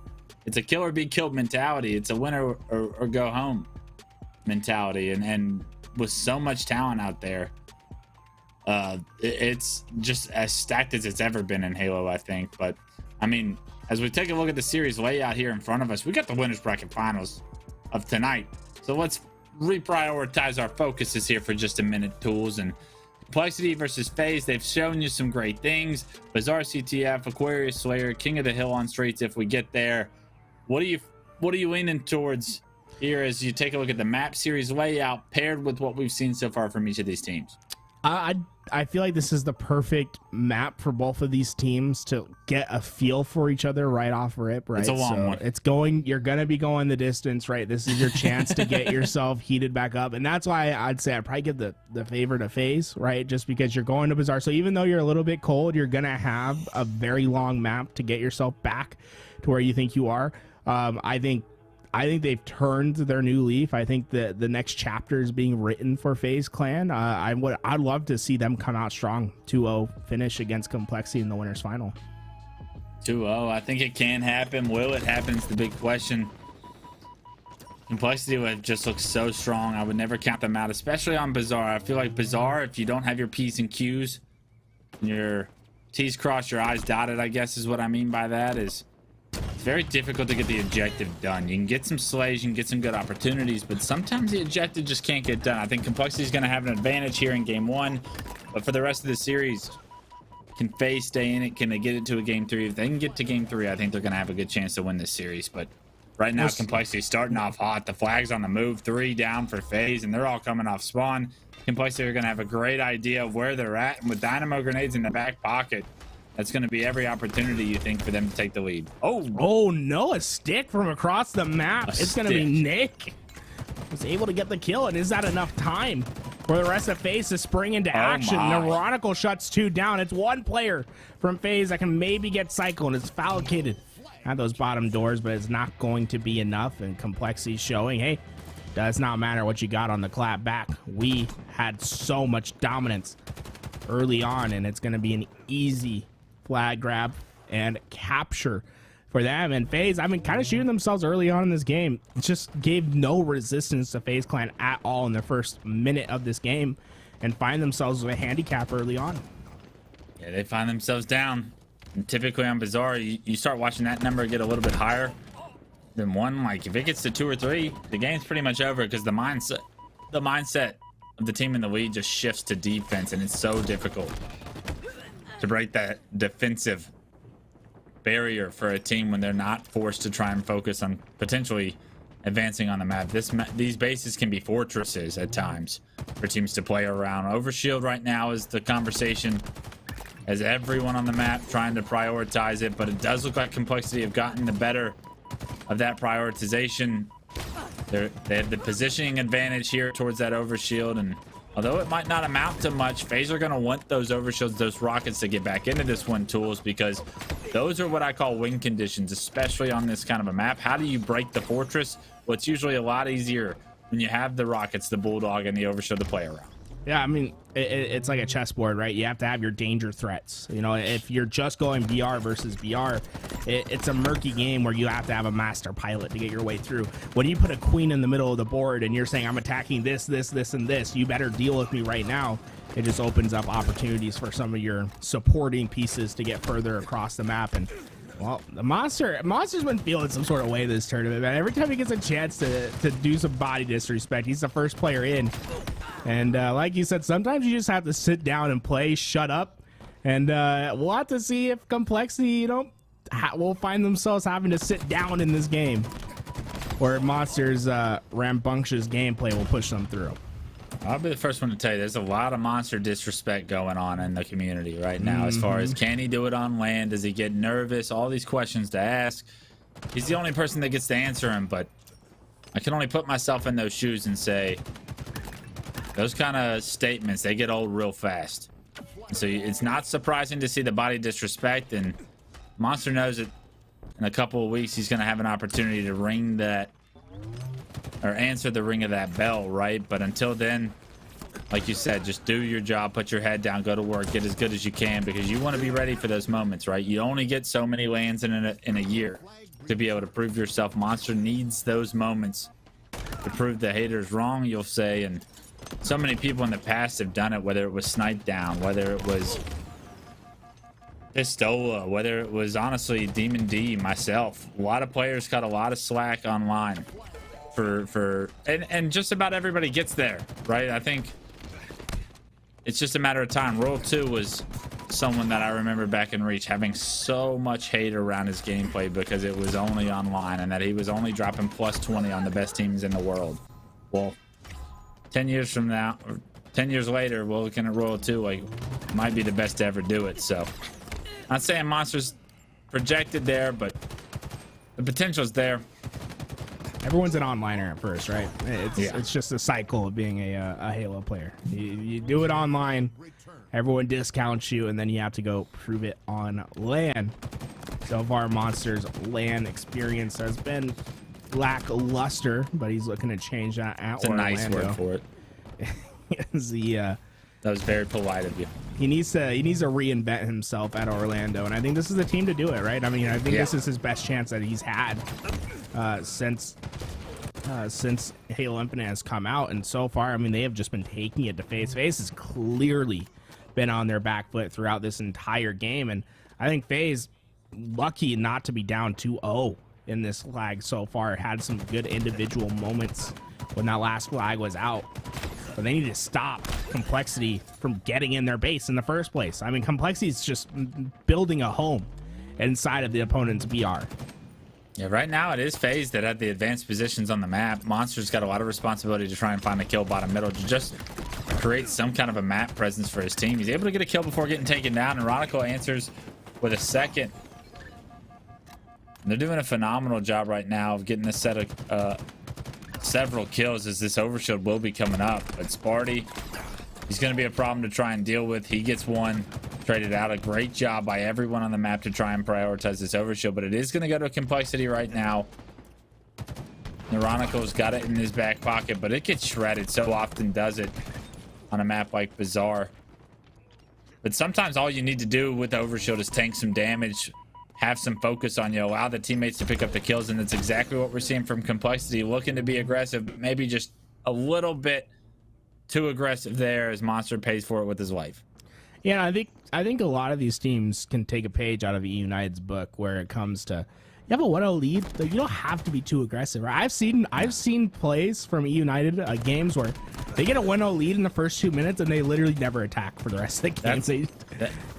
That's what I'm saying. When in a map like Bazaar, the second a team has the lead, it can end just like that, right? The clock all of a sudden starts to become a factor. 5 minutes might sound like a lot of time. We'll continue the conversation, but as Slays keep going in Complexity's favor, that clock continues to dwindle. Yeah, it just shows you, I mean, just having the upper hand when you're playing defense, right? Monster able to strategically place himself. The players from Faze get a little overconfident, overzealous as they make their push through. It's an easy double from him, and once again, it's a strong line of defense from Complexity that keeps Faze at bay, and I think Complexity finally shifting gears as the timer starts to fall. Seems to be very defensive oriented in these last few minutes. How can Faze get through this? You need the Bulldog. You need things like the rockets and the overshot, and unfortunately right now, Monster, he's got the Bulldog in his hand. He's doing so much damage. They eventually get him taken down, but can they stay alive now? Several members of Faze able to stay alive from the damage. Nobody on Complexity able to clean up any of the damage that Monster was able to do. And this is the moment, right? 3 minutes and 56 seconds. Overshield in hand. You got an Eagler as well, but it's a trade, a phenomenal trade on the side of Neuronical there. But Sparty and the boys, they've found a couple of kills. They're trying to break in. They got to get a flag on the move, though. Ooh, the trade out. Vetra somehow able to get one to go with him. That's going to slow Faze for the time being, but you can see already that first overshield making a massive difference for Faze. It just feels as if they're having an easier time getting forward on the map. But when Complexity need to find a kill to slow Faze down, they've done a wonderful job at it. The problem is how long is that sustainable for your team? Playing on your back foot, playing to get trades. As so far, we've seen Faze start to creep up this map. Yeah, such a good job from Complexity here in these last few minutes, just to get the kills that they need to get in order to continuously be able to deny any real potential at a flag run. But these kills, they're more important than any of them. Tools. Rockets are up. They're in the hands of Monster. And look, they're just going to be able to control so much of the map, put players on respawn. They may look to get a flag run going if they can get the right amount of slays, but you're removing win conditions continuously from Faze, right? You got rockets out of the way. You got several players coming off respawn. They're even going to get a flag pull out of this, as they're going to risk this one. As Vetra has Neuronical with him on this run, they get a couple of kills while the flag being ran. And last player alive now for Faze is Spartan. Can he stop the flag from making it through the doors? He can't, and that's going to be a 2-0 lead with 2 minutes left for Complexity.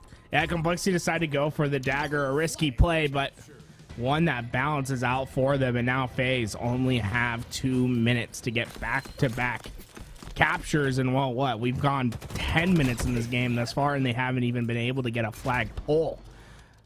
So it's going to be a tough task, but with the overshield moving into the hands of Renegade, this is their biggest opportunity they've had yet. He's right in this back base, and with only one player from Complexity there to try to get the kill, Monster gets the damage. But once again, it just Complexity get the job done when it comes to slowing Faze. The nades are coming through. Nick falls, Sparty last alive, and the nades will be successful. They track down all the members of Faze, and Faze will have to try again. Not many opportunities to try again either. A minute 25 on the clock now. Faze feeling all of the pressure. Complexity know that they can play defense too. So the more time Monster buys, I was going to say buys time, he actually hits a phenomenal grenade on a Renegade. Plays his life so well. Somehow still alive. Even though a grenade introduces him to his shield. And a minute left. This game, it's going to be over, Tools. And this is what I was feeling, right? The times that Complexity needed to have more structure, they were able to against Faze. Faze still have so much to do as far as polishing their gameplay at the highest level in order to get the coordination they need, specifically on a map like Bazaar CTF. They'll have it when it comes to strongholds, when it comes to King of the Hill. But this map right here, it benefits teams that have been together longer, that have put in more time together, and have experienced the difficulties that Bazaar can have. Just a matter of seconds before this one is done. We do see a flag on its way for Faze, but you're asking for a miracle with, you're gonna have to cap it, then have a player in position to pull like immediately right away. So that second flag from Complexity proving to be a necessity. Yeah. As we will see one flag go in for Faze, but 1 second to go, no one in position to pull the flag. We will be going to game 2. Complexity take the 1-0 lead, and it's Monster once again, who, like you said, he has a lot to prove. In today's tournament, he's been the player proving it. 26 kills from him as he leads the lobby, and so far he's been the main slayer of the day. Yeah, playing very well so far, Monster is, and this entire Complexity roster playing perfect to a T at the times they needed to get the objective done there for Faze. They started to get kills. They started to pick up the pace there towards the middle and the end of that game. They just couldn't get really any significant objective done up until the end, where if you're Complexity, you may have given opportunity to say, hey, they can run that flag as long as we play defense and focus on our own base. So maybe something going on there as far as Complexity allowing that to look a little bit closer than it really was. But as you go onto Aquarius Slayer, the prioritization of like what's important here is going to be so much less for Faze that I feel like I'd heavily say that they have a great chance to stay in this, push this to a game 3, because they're not focused on those difficult objective factors that come in on Bizarre CTF. I think Aquarius Slayer is going to be much more of a consistent map for them to find success on, especially with Slayer being the game type. So look for Faze to bounce back here much stronger than what maybe appeared to be a more lopsided affair on Bizarre CTF, even though the score was only, what, 2-1 when it ended. It really felt like Complexity was in control of that whole game. Yeah, we will see.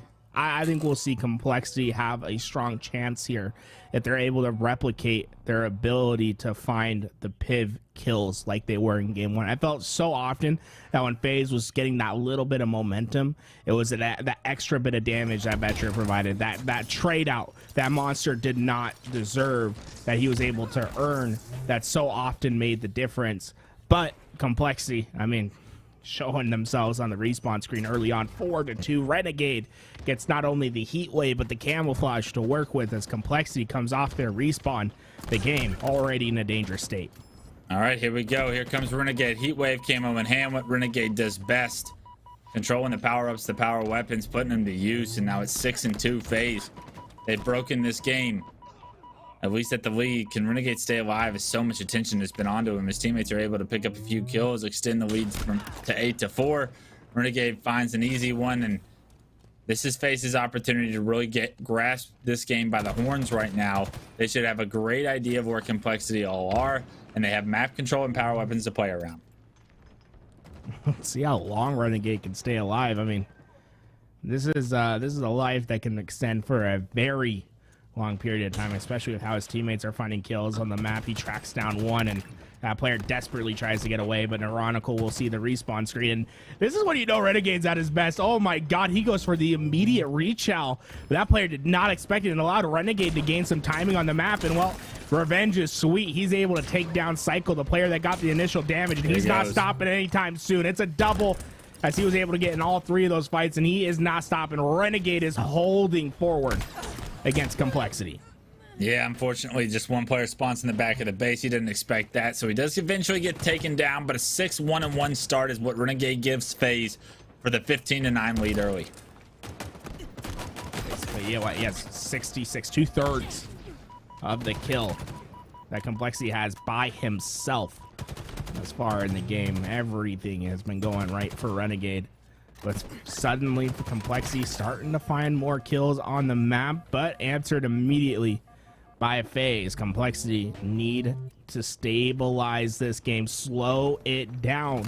With camo moving into the hands of Faze once again, that looks to be not an answer that's available to them.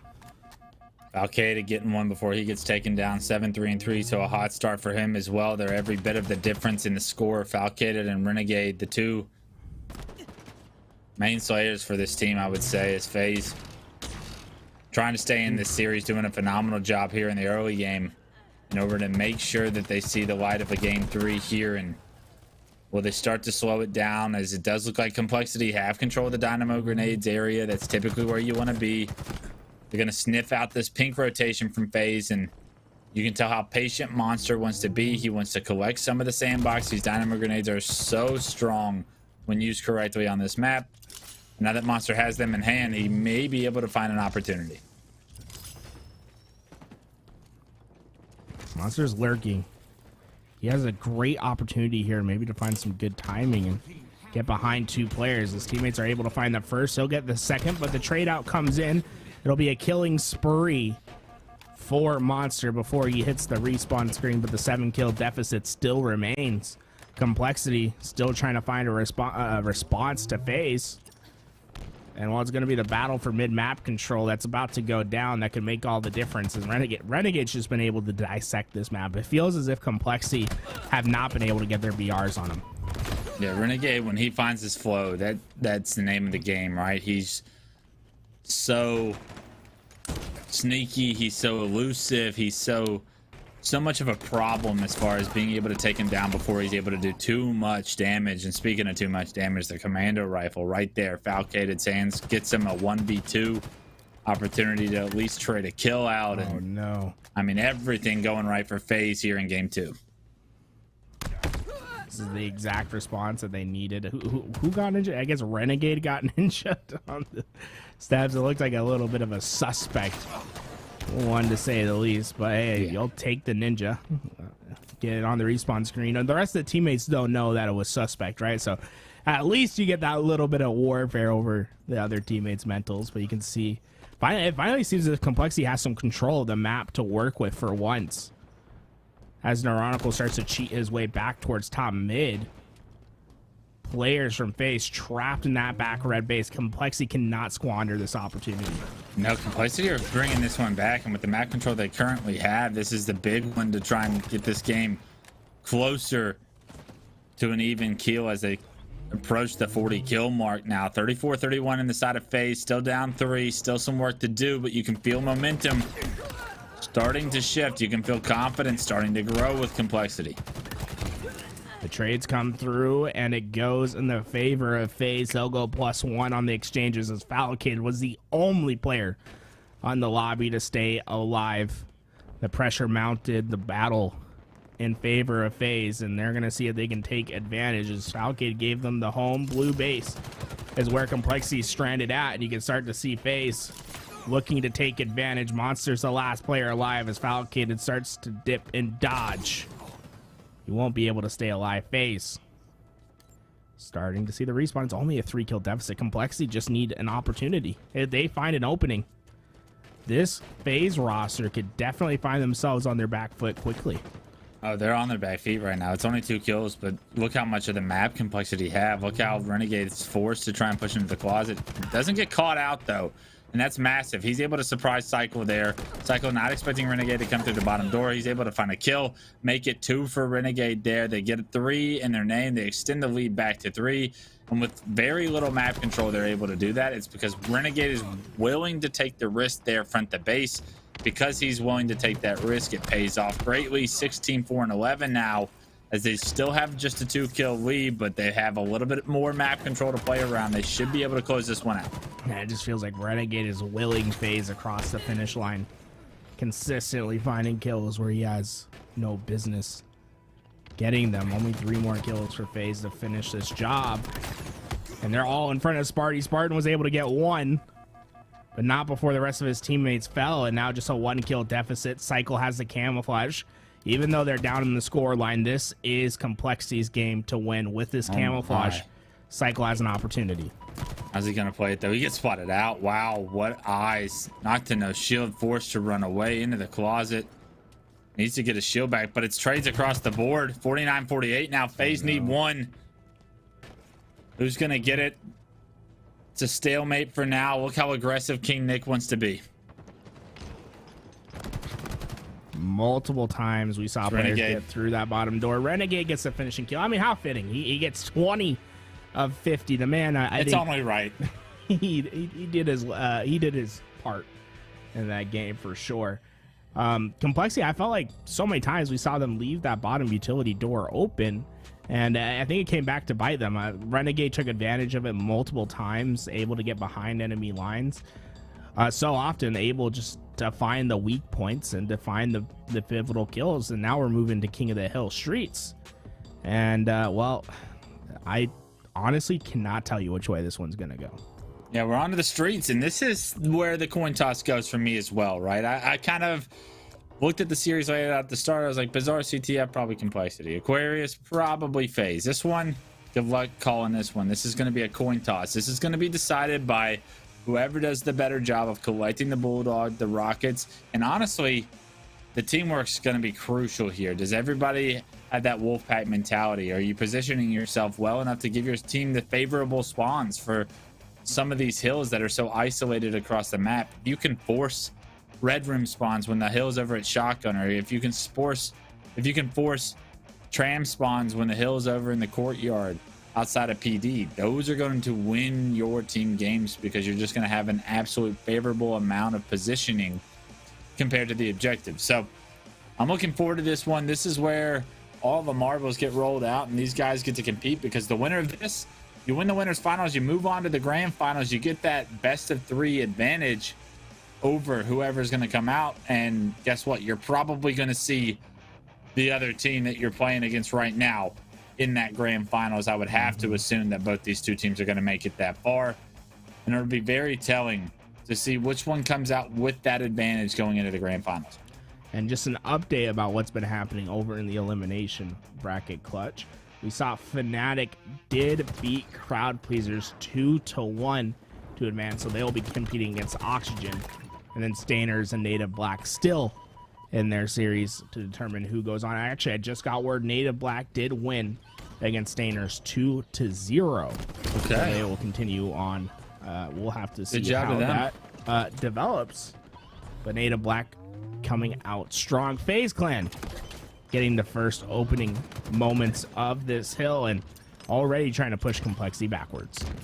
Already trying to push Complexity backwards and doing a good job of it. Hill's over halfway. Good Wolfpack mentality there. Look at the teamwork coming through. Renegade does go down, but Sparty, they clean up that kill immediately after. Nick with some good damage as well. They're going to position themselves. Look, everything's going to be in front of them here. That's massive. They're able to anchor the tram side. The hill's actually going to move to tram as well. So a good job by them to set up already for the second hill. They don't have this one guaranteed by any means, but it is moments away still from going in their favor. And look how well Nick's able to play his life, deal damage, and just have presence on the map. The point comes through as Nick stays alive just long enough. And even though they lose a couple of members, they may not have the tram control they wanted. A 1-0 lead nonetheless for FaZe Clan. I'm going to be honest, Clutch. I've seen stiffer resistance from a piece of paper and a hurricane. That was just nothing for Complexity right there. What were you doing analyzing a piece of paper? I'm telling you, man, you got to see how far it can go. Sounds like you need to be a little bit safer here. Hey, you know what I'm saying? That's a bad life choice. Bad things happen during hurricanes, okay? Stay indoors. I'll just walk out with a piece of paper and say, what's going to go on here? Imagine that. Go a little kite flying. We see Monster.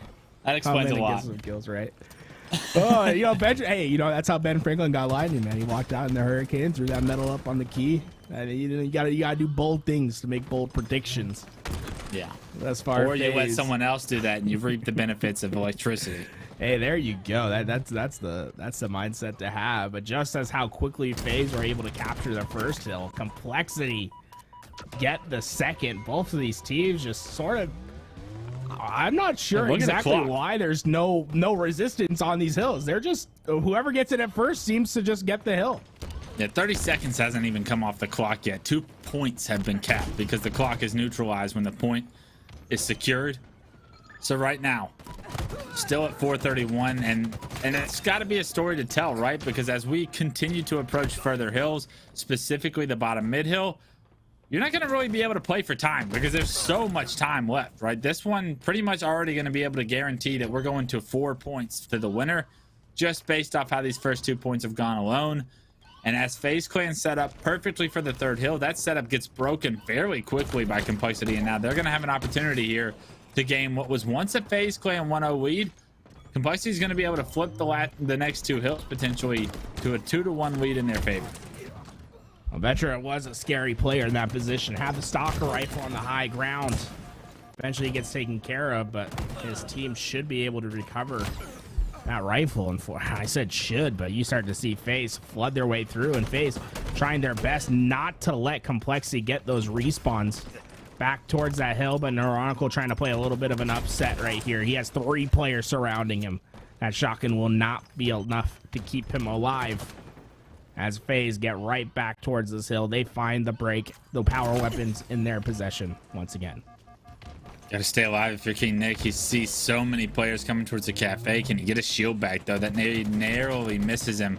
Because of that, he does get a shield back. He's able to do so much good damage, receives some damage as well. Plays life perfectly, gets the kill. 3 go down for Complexity. And that's not a good sign. When players start standing still, that's when you know it's not a good thing. Well, 1-1. At least it's easy to know what's going to happen, right? So I imagine we'll see a full reset once again. We'll have to see if things get, a little bit different on the reset. See if these teams can put a little bit more of a resistance. I mean, Clutch, any glaring things that you saw from either of those teams as to why the first 2 hills went very much uncontested? I think both teams were doing a phenomenal job of when they had map control of like pressing the other team and not letting them get a comfortable push in, right? The mistake you see so often made is when a team gets control, they like sit on their back feet and they try to like hold like a Halo 2 style setup rather than like being aggressive and like continuing to at least keep one of the enemy players dead, so that like you're always playing in a 4v3 situation, or you're pressuring their spawns to where you're able to force them to play like a defensive style to try and get out of like a difficult situation with no map control, instead of like letting them develop map control across their push and then have a successful push. They like to be aggressive towards cafe, towards PD when the hill is in the back of tram. You want one of those 2 controlled so that you can limit the amount of space and the angles and the opportunity that the enemy team's going to have. They did that perfectly, both teams. Faze did it on the first hill and basically isolated Complexity towards PD, and then Complexity did the exact same thing where they were aggressive when they had the tram control, and because of it, it was just an easy point with not much time, basically a flawless point from both sides. Yeah, it was really interesting to see. I think it's like it's like they're creating choke points on the map by being as aggressive as they are, right? They're getting really greedy and trying to limit the other team to a single lane. And I think both teams showed how effective that can be. But I think you also start to see how some of the weaknesses of that strategy in that third hill, right? We saw a lot of back and forth, a lot of relatively easy breaks from both teams, showing that, although it's a very powerful setup, it's kind of like a glass cannon, easy to shatter. When the player does get through, finds that opening pick, it's quick to break. Couldn't agree more. We're going to have a full reset here. Game 3. It's the one that's going to determine our winners bracket finals here. The battle for rockets ensues. It does look like Renegade's positioned in order to potentially secure those. Somehow turns the corner with his wife. It's up to him and Sparty to have some kind of presence on the map. They're going to have to wait for teammates to come off respawn, but as I say that, Complexity have 3 down as well, and it is going to be FaZe Clan getting some early time here in the first hill. Oh, Renegade, he can sense the spider sense is raging as he knows there's a player hiding around that corner, makes the push as soon as he hears him go. And what, just throwing in all those names. I mean, look at him get behind enemy lines, immediately gets into that damage. Now, although it doesn't come with a mass amount of kills for his name, just putting out so much damage and getting himself back into the power position, especially with the power weapon, that stalker rifle. When a player like Renegade has it, and their ability to have that pinpoint precision is just so deadly. One thing I love about Renegade is just his routes. They're so unorthodox in a sense of like players don't traditionally expect Renegade to be where Renegade is, and because of it, it just gives him so many different opportunities that complement his gameplay. Something we saw there, just a route taken that was not expected by Complexity. He gets a ton of free damage and awards his team some more significant time here before Complexity were able to take him down. You know, route man get paid. You know, it's about getting that separation. I mean, Clutch, who do you think, like, if you go back in time, like, you know, obviously Renegade's one of the best to ever do it, but if you were going to go back to some of those old school players, like who does Renegade remind you of with that kind of route tree that he likes to take during those engagements? Honestly, Enable was a guy that I thought had phenomenal routes throughout his career. I thought, like, for some reason, he was one of the more difficult players to ever play against from our team's perspective, because he was always somewhere with a power weapon that he should not be. And it was like incredible timing paired with like what I used to think was luck. But like if you're lucky consistently, it's got to be something you're doing right? You're just having good timings. You understand the flow of the game at a different level than, or like you see the game differently than me. I think Renegade, when I coached him, he was a guy that did that. Enable did that as well. Vetra just absolutely dominating 3v1 with the Bulldog shotgun right there. Can't get the third, but damage is done. And we're seeing a very similar story here as far as the first two hills are concerned. Complexity needing to answer how well Faze played in the first hill. They do a phenomenal job. They're over halfway here on this second hill to back to tying this one up at a 1-to-1 favor. And I mean, back to the route question, it really is like the neighbors of the world take strange routes. The enables of the world, players have always been able to like come up with this, and it is so interesting to me to see how successful some of these players can be. Oh, we see the setup from Complexity finally broken as Faze has been able to get through. And you had to figure if Vetra was able to get that third kill with the shotgun and stay alive, this could have been just the easiest possible hill for Complexity to walk away with. Instead, Faze is going to have their opportunity as Falcade tries to get the damage in, but it's another quick break. Smarty does his best to try to stay alive, but Neuronical gets the finish. Nick will be last alive as he waits for the support of his teammates. Rockets coming up in just a second.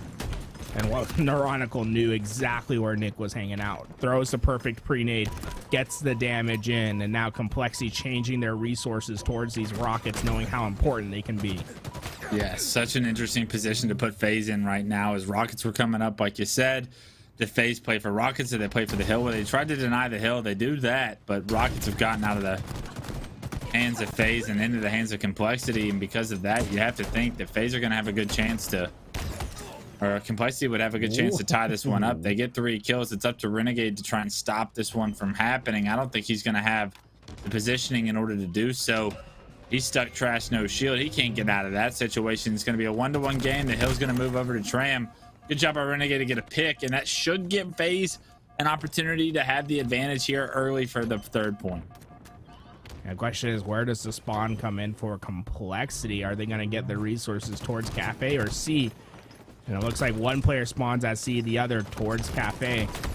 Complexity had 3 players ready to push forward at a moment's notice. Cycle gets 2. Renegade gets the lurker of Monster, and he's on the quick flank. Oh my god, a perfect plasma shot. Yeah. I don't think you can make that gun work much better than that, especially without the drop weapon combo. He gets basically a frame perfect kill. Renegade showing you the pulse carbine. It can be used at such a high level.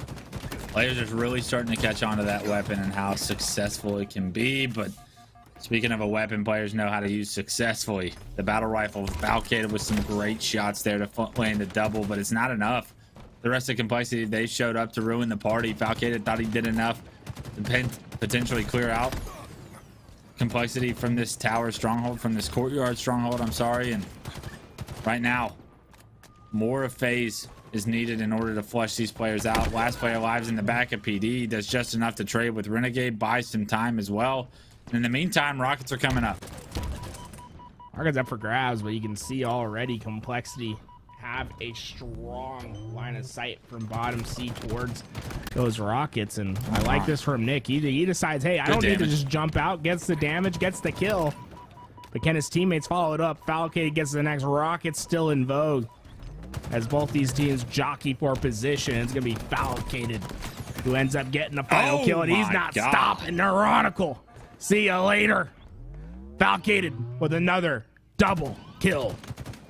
He's on fire right now, just not missing a shot. They get the rockets because Falcated's rotation towards the focus of rockets, able to hit the perfect shots onto the player, trying to push him from tires as well. And look at that, he even has the awareness that I can't hold this hill by myself, so he gets out of dodge. In the meantime, though, somehow Vetra's made his way, found himself those rockets. What looks like Faze had secured at some point in time. They were transitioned over in the Vetra's hands, and that's a difficult spot to put Faze in. But those rockets, they don't do much, and Faze, they do a ton.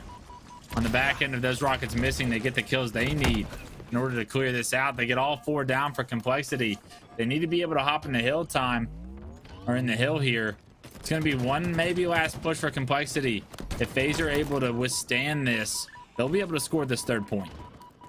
Well, Spartan, with the Stalker rifle to work with, you have to figure this is going to be the last chance that just slowly fades away for Complexity. Spartan not giving Neurotical any room to breathe. There you go. They're going to be able to get the kill. And now Sparty, he's in an interesting position, right? He has the long-range cross with the Stalker. He gets a little too aggressive. He'll fall down early, and now it's Renegade's job to secure the flank, but it looks like Complexity has no plans to engage from the backside. As they go head first, knocking on the door, and they break right through. Yeah, what a push from Complexity. Facecam, we're all set up for this one. As Spartan, he was across the map. He loses his life because of that. They have a numbers advantage. Complexity use that numbers advantage to be aggressive. They all push together, and they retake this shotgun stronghold. And now this hill, it's difficult to break in that manner. They do get the player out of the hill. That player actually stays alive as well, as he runs straight through the hill all the way to back tower, trying to give his teammates spawns, but doesn't really accomplish the dream there. And no significant time for Faze as of yet, but they've done a good job to at least break Complexity's setup that was very strong at one point. Yeah, Faze doing a very interesting play by sending players to both sides, right? Prioritizing getting perimeters rather than pushing into that hill, and they're able to eventually find the break. But now Nick has a tall task ahead when Monster's just sitting in this hill, and well, the shotgun proves to be too much, as Complexity does find a temporary reprieve. But Sparty, he's right back into this action. I have a feeling you're going to start to see a lot of players just start to filter into this fight. The battle still continues. The 2nd point, almost a need now for Complexity, is this hill. The clock, it's 1 minute and 23 left. Complexity, get it. They do just enough. They hold strong. They tie this one up. And as the hill moves to the bottom mid hill, this is where the game will be decided. Yeah, so often this map goes down to the center hill. And with just so little time on the game clock, you have to figure by the time anyone captures this hill, there's going to be little to none to work with. Overtime does work a little bit differently these days. You are going to get an extra minute of time if this game time does expire as this hill is up. But getting that 3rd point on board just before the timer ends is going to be the ideal situation for these teams. And Falcated, he's going to be the most important player on the map, in my opinion. Look at him back with the Stalker. He's able to secure the spawns for his team, but Monster just did not care. He took it BR versus Stalker. He stays alive. Renegade doing his best to get those rockets away. Was able to get a kill, but nothing is done yet. Trade for trade. And it seems as if Complexity will be the ones that get the hill, but Falcated takes his rightful heir back at C once again, getting the long cross. Look at those shots. Unbelievable. But in the meantime, Faze got the kills. They get the positioning back in Tram, and this is exactly where you want to be. You want to anchor back Tram for this bottom mid hill. Look how much opportunity Falcated's going to be able to provide for his team as far as support here. He's going to give them spawns as well. That's going to allow them to come off respawn immediately, deny hill time from going into the hands of Complexity. And Complexity, if they want to gain any significant time here on this bottom mid hill, they're going to have to take Falcated down and control Tram themselves. See Renegade flying forward with his teammate. Oh my god, it's Complexity staying alive for just a bit longer than you expect. That allows them to find opportunities on this map, as Sparty will be the last alive for this roster, and he's still finding kills at the back of C. Still just a nuisance. So difficult to flush these players out. They have so many opportunities for routes. But Cycle with the Bulldog shotgun, that's a good start. Trying to deny this, and look at this hill. Only halfway for each team. 5 seconds left. You're hoping you can get it to maybe the pie chart situation where you're able to play for more, but Are one of these teams going to choose to try and push this into overtime? Oh, I'm sorry. We got the 2-minute update. I forgot about that. I love that, actually. I didn't know we got that snuck in one of the hot fixes. So now what I can't remember about overtime, forgive me if I'm wrong, I can't remember if it's going to end right away if they get a third hill, or if it only ends right away if it's tied 3-3. I think it's the full 2 minutes. Yeah, so I think we do get a full 2 minute, but we'll have to see which team is able to get this one away. But it feels nice to win just before overtime comes in. 2 minutes on the clock, but it seems as if Complexity's taken advantage. Unfortunately, Nick gets some lucky timing, and then, well, I guess that's a way to burn the rocket off. Complexity not going to have their opportunity to get it as Nick forces himself to the respawn screen. Very fortunate timing for Nick. Unfortunate for Complexity as they probably could have transitioned that into some significant hill time, but when you lose your rocket player and then he takes down a teammate with that rocket, then that's a 2-for-1 swing there, and that was a big couple of kills from Nick to keep his team in this one. Look how quickly that overtime clock dwindles already. Just 1:10 on the clock right now. The hill still bottom middle, still nobody really gaining a significant advantage to lean towards here for this third point. And finally, member of Faze is going to jump in it, but immediately forced out of it. These teams are doing such a good job to deny any significant hill time from one another. So I think this is like minute 3 to 4 that we've seen on this hill alone, right? And just shows you how much back and forth there is and how hard it is to control the lane. Falcon does his best to get forward, but you can see the answers from Complexity are in. Cycle finds the trade out, and they're starting to get themselves back into this base. And now the question is, where does Faze spawn? It looks like they got the red room spawn. They're not going to have instant access. Can they get the damage down? The drop shield comes in clutch. That's game. The hill goes through, so 3-2. Complexity winning in the winner's final. Move to grand finals. Faze unexpectedly having to drop into that elimination bracket and find a way to recover, but Complexity having a very strong showing in this game. Featured the new overtime rules. It does say on screen, I did read after we had that little debate, that it says next hill wins. Oh, it does. So nice that we've got that UI. Unfortunately, we're not able to realize that in real time. Tools and I don't claim to be geniuses. We don't claim to know how to read. Okay. I stopped in the 8th grade. Yeah. The last thing, yeah. Who needs reading? All right. The only thing I need to read is the scoreboard. And right now, the scoreboard says Complexity 2, Faze 1. They're going to move on to the grand finals. Faze going to have to pick it back up in that elimination bracket finals. Well, they will meet the rest of the bracket that collapses. And I expect to see Faze back here. Another opportunity at Complexity with some different game types. I could see this series going a different way, but for now, Complexity are going to be the ones that move on. And with a dominant performance, honestly, this Faze clan has been playing so well that this was a massive series once again for Complexity to win. Absolutely. Complexity get the job done. They will go to our grand finals. And I want to take a look over at that elimination bracket. Looks like Fnatic is up 1-0 against Oxygen Esports in that elimination bracket. So we're gonna see how that one finishes on the other side. Native Black is waiting for the victor over there. So in the meantime, while we wait for that action to finish, let's go to Yeso back in the studio.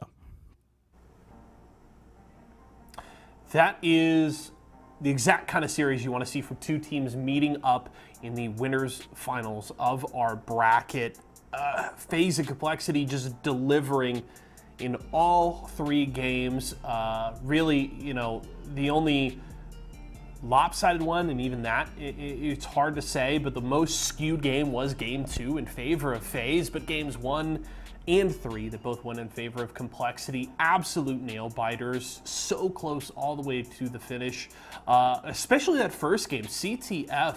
These teams so close throughout the entire match, and it was really just that 1-0 lead that Complexity held onto for so long, right? They took that early flag capture and then just such a stalwart defense. They kept Faze at bay for such a long time in that first game, and then Complexity eventually getting that second capture that was kind of the final nail in the coffin, and Faze was able to get that late capture to put a point on the board in game one, but it was not nearly enough to take the lead in that series. They bounced back in game two, grabbing the win there. But it was this back and forth finish then again in King of the Hill in game number three. We saw a reset, we saw overtime, we saw both teams clutching up in the end of regulation, and ultimately Complexity able to win out in that one. And that is really a set to kind of hang your hat on when you're talking about teams like Complexity, like Oxygen,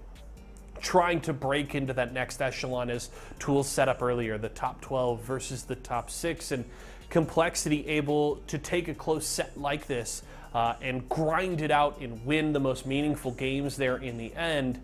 Are those, those are the kinds of wins and the kinds of tools that help you break into that next echelon. And man, this Complexity team is so fun to watch. I've been a big fan of Monster since I first saw him play, and this Complexity roster looks so good, and the ceiling so incredibly high, and they really feel like if you want to peg a dark horse for Orlando, Complexity feels like one of those teams that can really be a squad that can go up against some of the best and take them down. Maybe not every day, but they're a squad that feels like they have the best things, the best tools in their tool belt to try and take down some of these top squads, and that's a really good win. Now, can they do it again in Grand Finals if FaZe can earn that rematch? Hard to say. It's going to be an exciting set regardless, but damn, did it look really good, them going blow for blow with FaZe in that last series, and they at the very least earned themselves a guaranteed top 2 finish,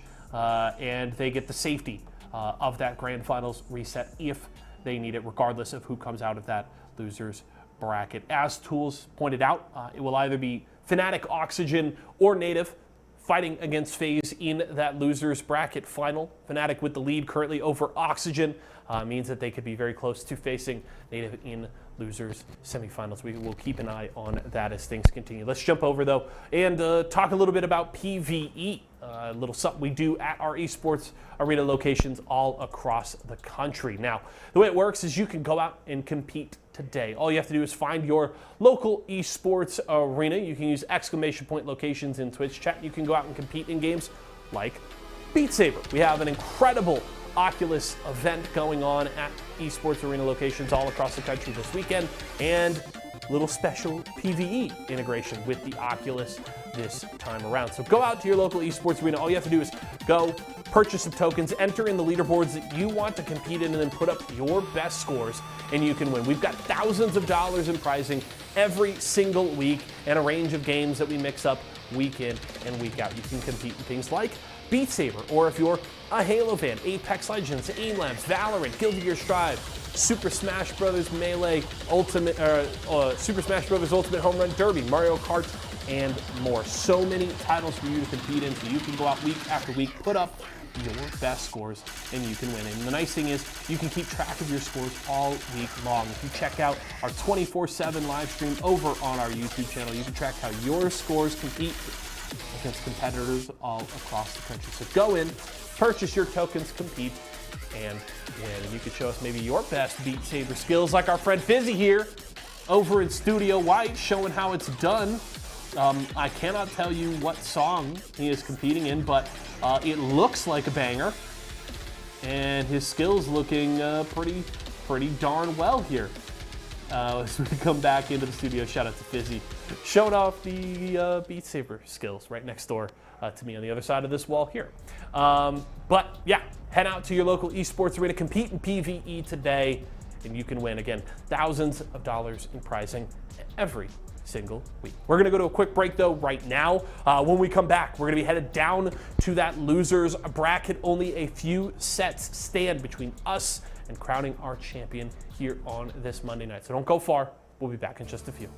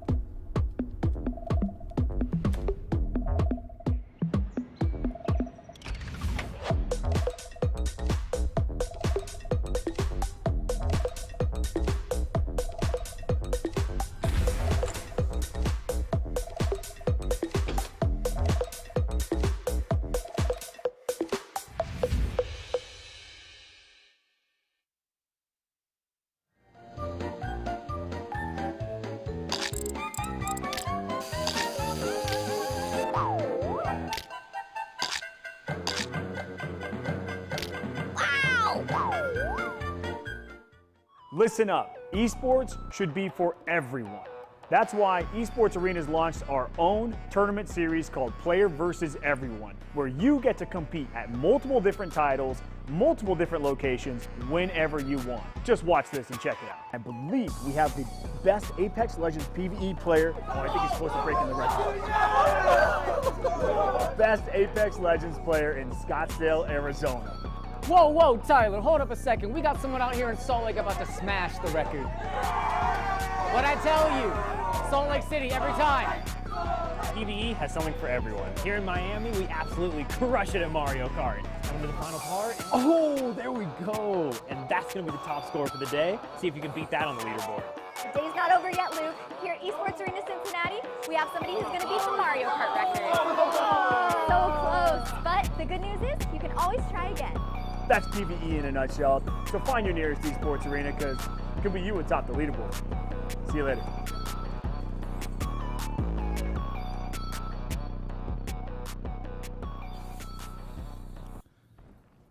Welcome back to your Halo Infinite Series E. We were able to get back into the action as quickly as possible.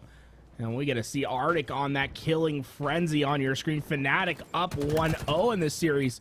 And it could be coming down to the conclusion quickly enough. I'm Tools. I am joined with Clutch as we come in mid-series. 39-27, game 2, 1-0. Fnatic have the lead here, and a significant one at that. To blow this lead on Aquarius, it would be something difficult to achieve, especially with apparently how well Fnatic are playing just based off the score that they have. And we've talked about Fnatic's struggles. We talked about at the start of the show something, well, honestly, both of us are probably concerned about is their opportunity to make it to Worlds, and Orlando right around the corner. A lot of questions about this team, but this team looking very strong and against a team that they'll likely have to potentially face at Orlando in Oxygen, a team that has high ambitions themselves to break into the top 12, the top 8. Fnatic doing very well here in this series to make a statement. Well, how about Arctic coming into the crew? He's 14-4, suppressed. That'll help. You know, the other player new to this roster keeping up as well at 14 kills for him. So it's good to see the two new guns, right, coming out playing strong for this roster. The only ones left from the old guard is Septify and Jazero. Septify, an incredible player. I think so much potential for him. Just hasn't quite been able to reach it. I think one of the few teams where I think the expectations were a bit higher after Halo 5 going into Halo Infinite, and they weren't able to realize them, have been making some roster swaps, and I think this newest roster has that potential, but we just haven't been able to see them play consistent play and be able to win those upset matches. But I think this right here, I think many would consider an upset match, and they were able to quickly get the job done 2-0. In the words of Paul Pierce, that's why they brought me here. As Arctic gets his 15th kill, 15-4-5. An absolute monster here in game 2. 49-36, 1 kill to go on the side of Fnatic. Several people no shield top pink. And you know, it's only a matter of time here. The 50th kill comes through. It's going to be Fnatic taking this series 2-0. They're going to advance to our elimination finals, I believe, to play against Faze. And they do it in a very convincing fashion against a strong Oxygen roster. Hey, 15 apiece from the two new kids on the block. That's what you love to see, right? Arctic, I think a lot of people had him as one of those players that was going to break out in Halo Infinite. He had a great career in Halo 5. Thought he was going to take that next step in Halo Infinite. Was on that G2 roster in Rally. Wasn't quite able to make it work there. Finds himself on the free agent market, makes his way to XSET, and then from XSET now to Fnatic. After running around with his pickup squad for a while, I'm glad to see that he's back and signed, because we know how much potential Arctic has. Just needs to maybe grow a bit as a player. Native Black versus Fnatic going to be up next in our elimination semifinals. Whoever wins this series will be going up against Faze in that elimination final. Native Black, very good squad. I think a lot of players have this team going far now. Native Black also in the spotlight so often because of certain players on their team not abiding to the GAs. So you're going to see the drop weapons in this game. Aperture, that player who has been seemingly taking on the entire pro community at once, proclaiming he is not going to follow the GAs. He's going to play his game. And it seems like his team has his back in the argument. Yeah, we'll see how long that lasts and what kind of opportunities, I guess, anyone that's kind of not able to come to an agreement with the larger percentage of the community, right? I think that that's the big thing, is that when you separate yourself like that, you realize that you are going to limit yourself as a potential candidate for opportunities in the future. So interesting decision by Aperture there. Not a fan of just not being able to be a part of civilization, society, as I guess is probably the word. But to each their own. He's going to have his advantages for now when he has them, and hopefully those advantages allow a difference to be made in some of the games, because if you don't do it and you lose, that's where it gets difficult to deal with the repercussions of the slander and the detriment to your image that you're kind of creating there. Hey, well, but I think winning heals all, right? So if he comes out, plays past people's expectations, maybe it can surpass the politics of the game. I'm not sure. Winning does heal all, but Aperture ain't winning. Hey, there you go. I don't know. I think Aperture's nasty. I think he has the individual talent there. He's solid. He is very good. This roster, I think, has a lot of potential. I think anything with King J, I mean, he was one of the most hyped up free agents going into Halo Infinite.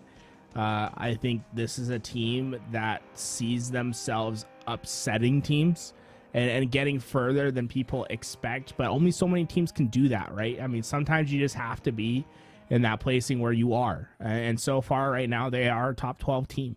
Orlando is going to be tough for them. I think there's going to be a lot of trials, a lot of tribulations. And getting a quick 2-0 win versus Fnatic, I think, should be their expectation coming into this series. Fnatic, on the other side, great momentum builder for you this tournament, right? Get far, play well. If they're able to take down Native Black, I think there's a lot of good to take home from this tournament. I think Fnatic expect to take down Native Black. I would assume that they're going to have the favorable, mindset coming into this. I still think that this would be an upset for Native Black, but would it surprise me at all? No, I think that these two teams have been performing about on the same level as each other throughout the entire year, and Native Black do have a little bit of potential, I'd say, but I mean, we've already gone through it several times today that there's so much talent in the top 12 already. You bring in the European teams, you bring in PK Knights from the new SSG roster, and those teams are going to be such heavy hitters when it comes time to Orlando. So for Native Black to have ambitions of a top 12 performance, of a top 8 performance, because top 12, I mean, it's great, but it's not what you want. Those top 12 positions, or even the top 8, it's just going to be upset after upset you're going to have to create, and that's a very difficult road to go down. Yeah, I mean, hey, but Clutch, I think you know all about the ability to make upsets, right? I think you've been one of those players that has been very successful, and I think many have counted you out, and I think that's a lot with both of these rosters. I think they're rosters that people are counting them out, right? And I guess it's just, how do you turn that into fuel for your team? Yeah, I think there's people that thrive off that. I think it was one of those that really doubters and people that tell you you're not going to do anything, or someone that says you can't win this series, or they don't expect you to do something. That there's people on this world that will thrive in those situations. And the good thing for the players, the good things for the guys that, I mean, we as talent members or people in the community will say he's not good, or this team doesn't have top 8 potential. Guess what? At the end of the day, we don't get to determine anything that happens in this bracket. There's only 8 players that get to determine what happens in the series in front of us, and we could talk all we want, but the factors are all controlled by these guys. So when I used to create upsets, or when I felt doubted, it didn't mean anything to me, because you can tell me I'm not good, but I mean, if I beat the guy that you have a poster on your bedroom wall of, then you have to acknowledge something, right? That's the credit to the players. That's the main focus of a competition, is that the individuals in it are going to decide the outcome here. And that's why every single tournament, every single LAN environment, everyone comes in there with the same equal opportunity to win the whole thing. And when you understand that as a competitor, it just gives you like a different mentality as far as I can win this, I can beat this person. What makes them better than me? Let me do what they're doing, or let me do it a level above them. I feel like these teams, I think these teams are kind of a symptom of how the Halo scene has been going the last few months, where the skill, the level of skill between the teams has just been shrinking and shrinking. It's like there's so much talent in the Halo community that's all just separated into these top 16, top 32 teams, where it's really hard to differentiate, you know, the top 12 from the top 24 these days.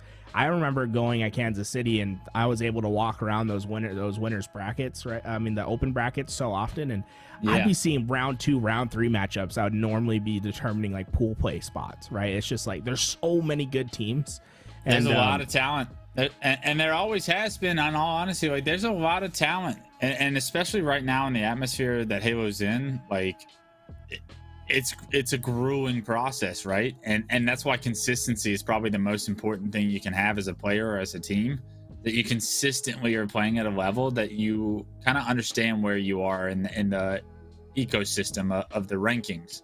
It's like you'll see a team get like, what was it? King J and Mines got like top 4 in one of these tournaments a while back, where all the North American teams were playing it, and then all of a sudden I hadn't heard their name since like in any of the majors, right? They placed top 16, top 12 maybe at best, and it's like being able to when you find the level of consistency, when you become the Royal 2s of the world or whatnot. I mean, that's why what they do is special. It's because every single LAN, every single weekend, every single tournament, Cloud9's there. Those guys are special. Like Sentinels, they're there. They're special. Optic Gaming, they're in the top 6. Those guys don't slip up. They don't mess up. They don't have an off day. That's what true professionals are, and that's why like players will come and go, but the greats, they stay for so long, and that's why we have so many greats in our scene right now. But there's opportunity for upsets at all times.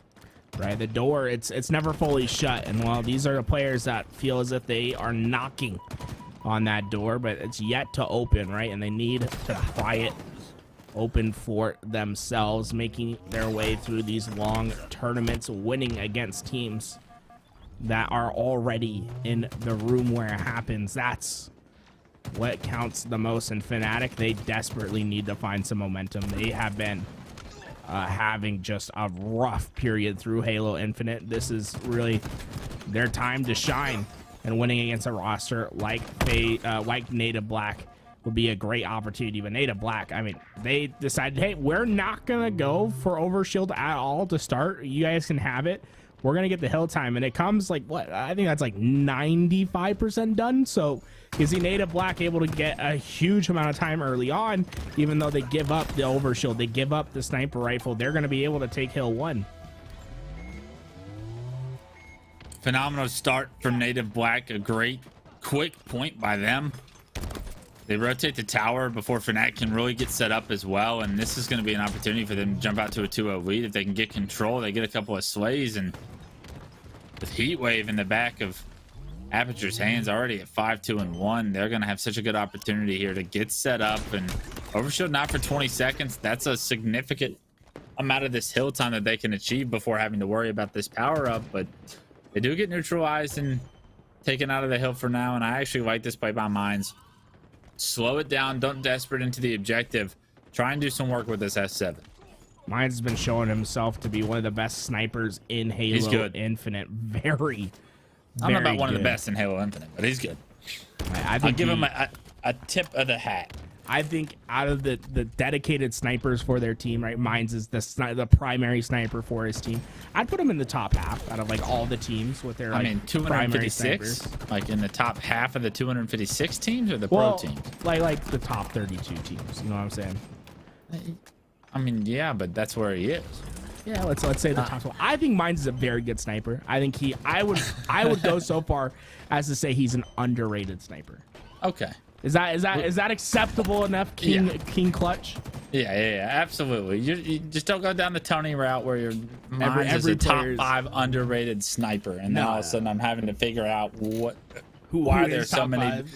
Well, it's like there's like top 5 underrated sniper under 5'9". There you go. It's like there's always another like Royal 2 mines. Yeah, there's always another section thrown on the list of category that we're defining these players, when in reality he's good. That's all we got to say about it. Oh, Septify. He's good short as well. too. He's on the list of. Why you gotta go at my man's like that? Like, that's the first thing you gotta say. People talk about my nose. They talk about my hairline. It's just, we can talk about Septify. These are factual things. Okay. That's funny. Yeah, you ever see Septify LA? You'll see his brother close behind. They look exactly alike. And while Septify, he has the ability to change a game and also miss 3 sniper shots right on someone's body. As we see this hill start to get a little mixy up top. Neither team really able to get the control that they want right now. This is going to be the most important fight, and it looks like Fnatic starting to come out on top. They need this point, but they got to compete for overshield as well. This is a tough position to be in for Fnatic. Unfortunately, their steps late. Aperture's got the overshield. It is melted off. Tons of Fnatic players in front of him right now. He gets the stick before getting taken down. Maybe not the most effective overshield. You do get Fnatic out of the hill in the meantime, and because you soak up so much attention, so much damage, the rest of Native Black have been able to capitalize on some of the slays ever since. Native Black actually flipped the map, and they're moments away from scoring this point, and they get out of it on purpose in order to advance on the map. Something we saw E United do in the Super. Everyone's starting to add that to their bag of tricks, I'd say, and it's given them the opening to jump into early hill time on hill 3 as well. So Native Black are playing this so perfectly as of yet. Yeah, I love that play. You know, leave early to get yourself set up. I'm just waiting. I desperately want it to backfire, for a team to lose it at the last second. And all it takes is one. And no one will ever do it again. But we start to see Arctic heat up. He finds 2. And King J gonna do his best to stay alive, but it's gonna be just Zero who gets right on top of the action. Hill gonna go back into the hands of Fnatic, but they have not been able to keep steady in their control. Native Black so often finding these breaks. About half and half as far as the hill time for each team is concerned here. Overshield, I do believe, is coming up here. So is sniping. Native Black, they're in the hill right now, so Fnatic can't worry about the power-ups. They don't have time to. They're about to fall down 3-0 now in this game 1. Trying to be aggressive towards the big door. It looks like they have broken the setup. 3 go down for Native Black and Aperture, the last player alive. Trying to relocate, maybe deny this overshield as he spots a player on the key door. Backs him up, at least forces him out of the position for now, and that player re-chows with the repulsor, knocks him against the wall. Gets the opening pick, and this should be Fnatic being able to get the overshield, but not only that, the hill time, but in the meantime, the last player alive, Piggy, sneaks behind enemy lines, jumps in the hill, denies the point, actually caps the point for Native Black, the last player alive on the map, and that was so perfectly done by Piggy. What a phenomenal play. So just a snake in the grass lurking, and while he pounces, and he is just about frame perfect on it too. And we all know a 3-0 lead can be a death sentence. It's I haven't seen hard. it come back at 4 yet. Yeah, you know, the only comeback I've ever seen is when my teammates have it in a 3-0 lead in matchmaking, and I get absolutely boomed. But we'll have to see if it can happen on the pro level, because honestly, it feels impossible to come back in these games. Like when you're down 3-0, it's just the time, the game time's against you. They don't have to jump into hill. They can just play Slayer. It's so hard. So hard, and the clock maybe not a factor yet, but you have to think by the time 2 points would potentially go into Native Black or into Fnatic's hands, the clock will be a factor at that point in time. And right now, the hill neutralized, clock's continuing to dwindle, it's continuing to become more and more of a win condition for Native Black here, and they've earned that win condition with how well they've played the first 3 hills of this map. Aperture with a no-scope bottom middle as well, doing some work. King J with a double as well, and still keeping the hill neutralized, choosing to play Team Slayer, just play keep away basically with this hill. They flipped the map perfectly, and it's going to be a long time off the clock again before Fnatic have anything to say about it. Yeah, it can feel so demoralizing when you're in this moment too, because it's just like you're just getting slayed over and over again as you try to desperately get towards that hill, and it's just not coming. Aperture standing strong in this tower, finds the perfect angle to Arctic. He will get the kill. Piggy stopping the game time for now as he tries to stay alive, but Fnatic, it just consistently seems as if they're on the respawn screen, not able to get the 4-man push needed to really break this hill. Aperture absolutely dominating this game, 22-13 as he's finally taken down, but his reign of terror, it was felt and has been felt in the score line here. 3-0, 48 seconds. Fnatic finally stopped the clock from moving, but can they play this one perfectly? Can they rotate perfectly to the top middle hill, which is next? That's a tough task to ask, and with Mines getting the player out of the hill once again for Fnatic, the last two players alive bottom middle, but under 30 seconds, and you still have so much work to do on this 4th point. 26 seconds and ticking as we see King J work to get the outside perimeter, and with the fight to having to fight through all of these BRs, it seems as if Fnatic is just going to resign themselves to their fate. One last push to get into hill. Aperture gets the kill, and now with just 5 seconds left, it will be a perfect victory for Native Black. Not one hill moving in the hands of Fnatic.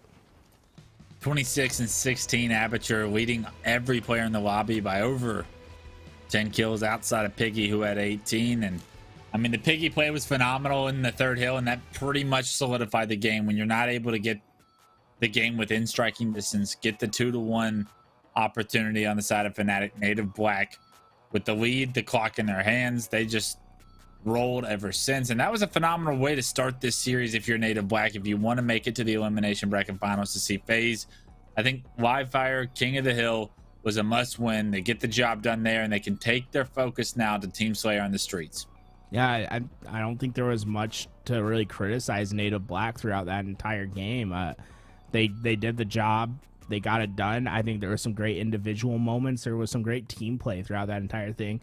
I still, like, I don't know if Fnatic made the wrong play by playing for that overshield or whatever it was, but it just shows you how impactful it is to get early time in those hills. If you're able to build yourself a substantial lead, then suddenly you find yourself with more opportunity, more plays to be made, where multiple times throughout that game it seemed like if Fnatic only had one play, right? They had to push the hill. They couldn't divert the resources elsewhere because Native Black was so close to capturing, and it came to bite them time and time again.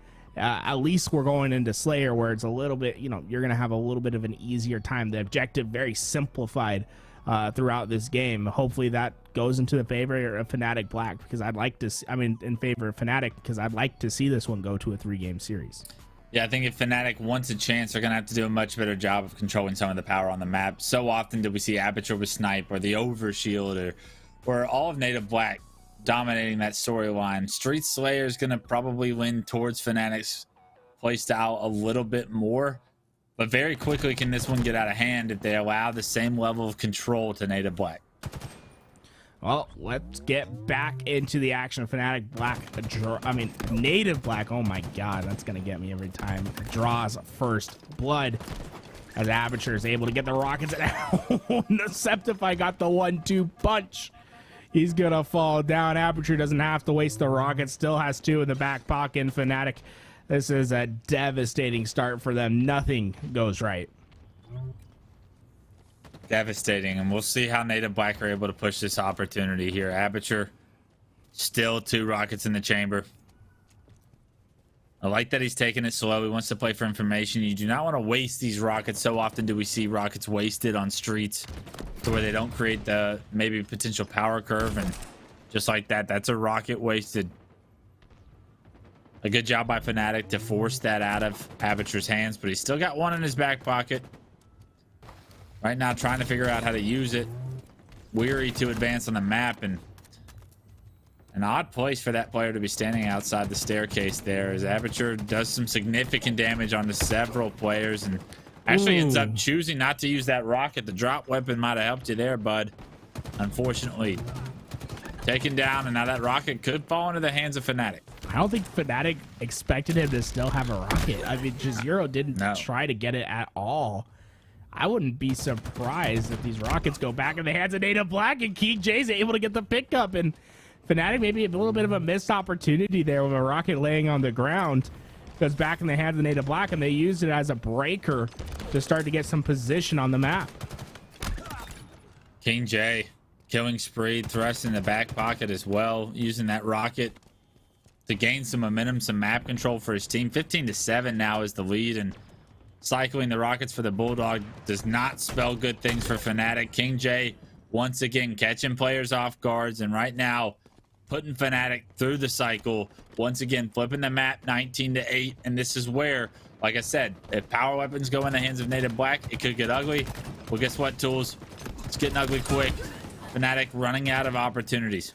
Yeah, this map just lends itself to spiraling out of control. The smallest map in Halo Infinite, and well, let me tell you, you have played this map multiple times where you see a spawner spawn inside of your reticle. So easy to spawn trap on this map, and Fnatic getting a quick lesson on how this one can get out of control. Finally able to get the 2 kills, taking down King J and Piggy, who both have 8 apiece, as they have just been able to dominate the feed. Fnatic just need to find a break, need to find a clean 3-4 down, but every time it seems they make the push, the side of Native Black stands strong.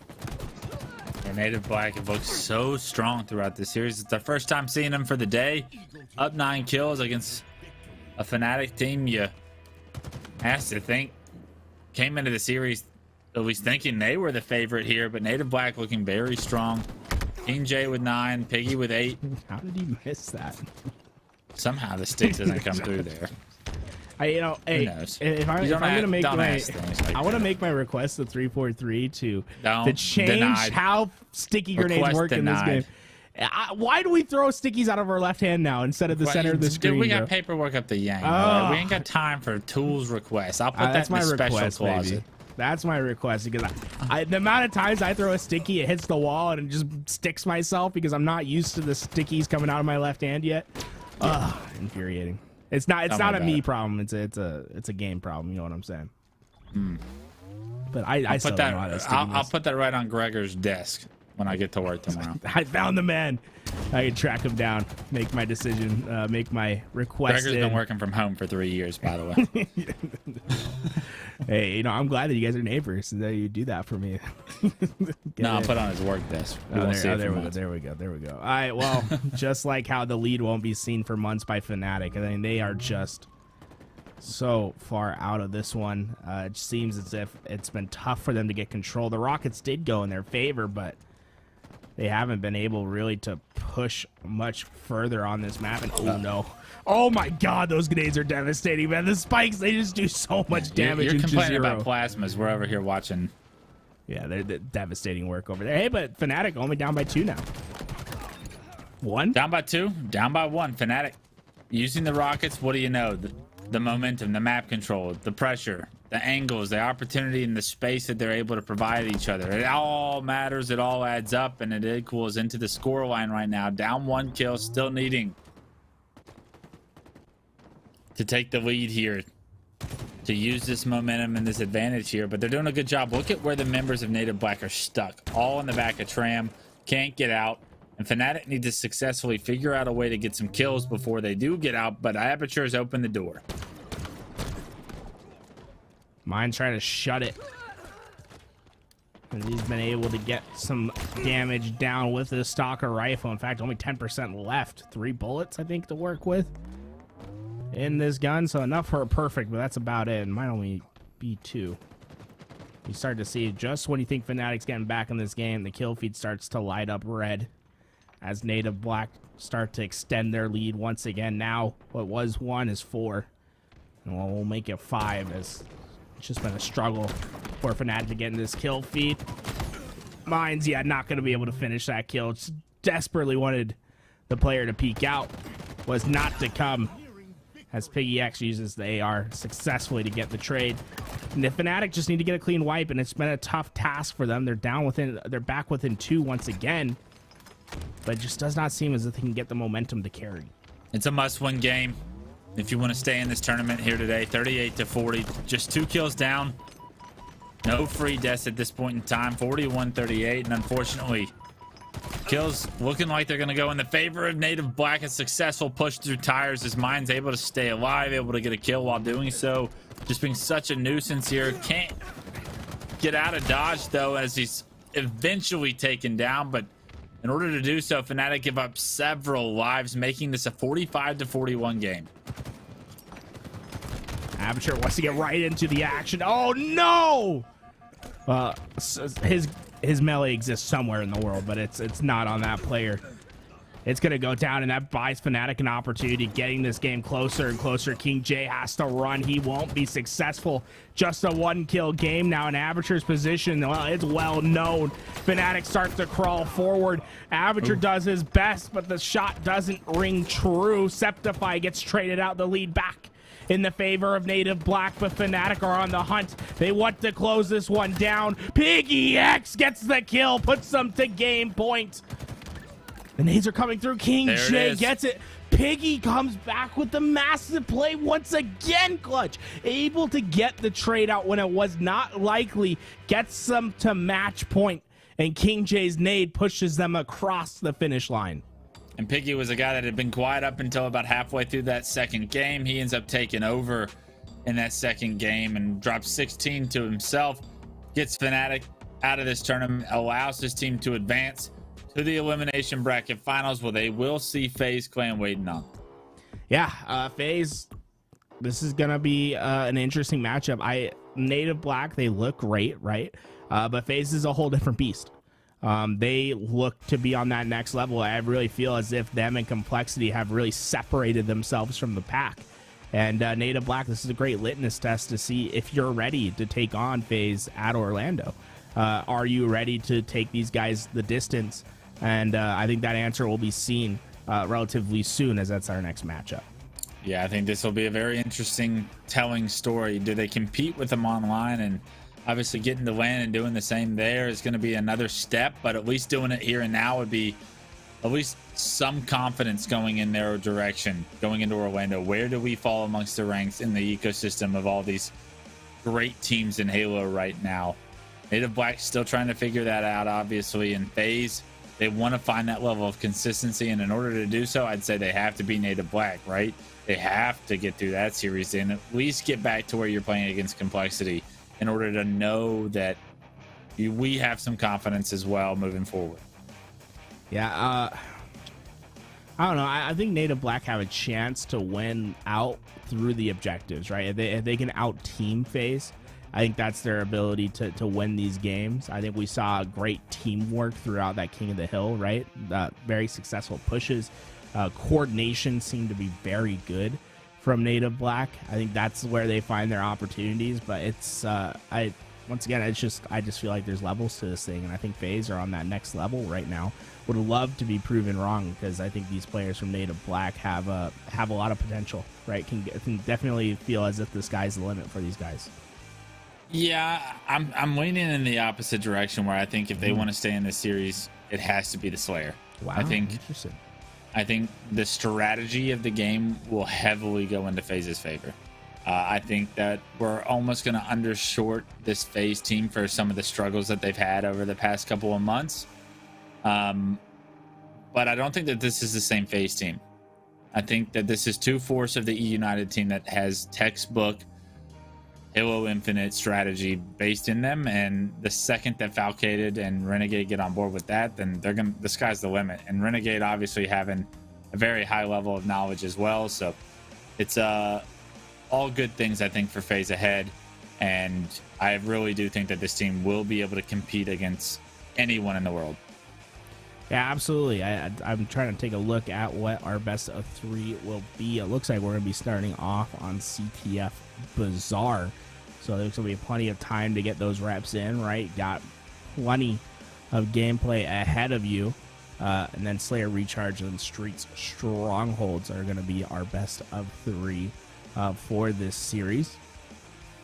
I just look at this Faze roster. I like you said, I think seeing them as 2/4 of that United roster is really smart, right? It's like, this isn't. I honestly think Nick is like the X factor for this team. It definitely feels as if they're ready to take that next step, but we are waiting on that Faze roster to populate into this lobby. So in the meantime, we're going to take a quick break as we wait for these guys to get readied up and ready to play.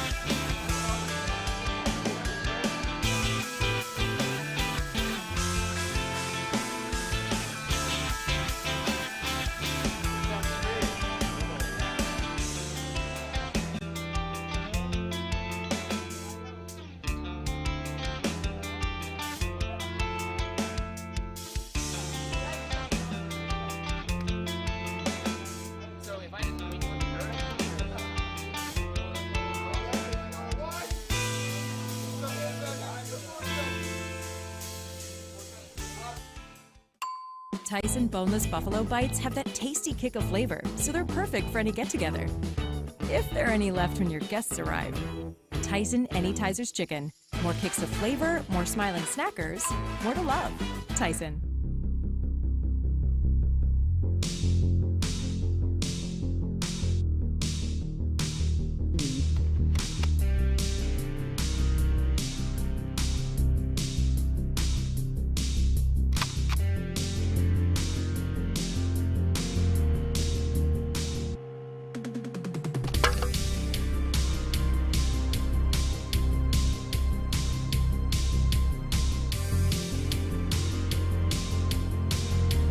For nothing, baby.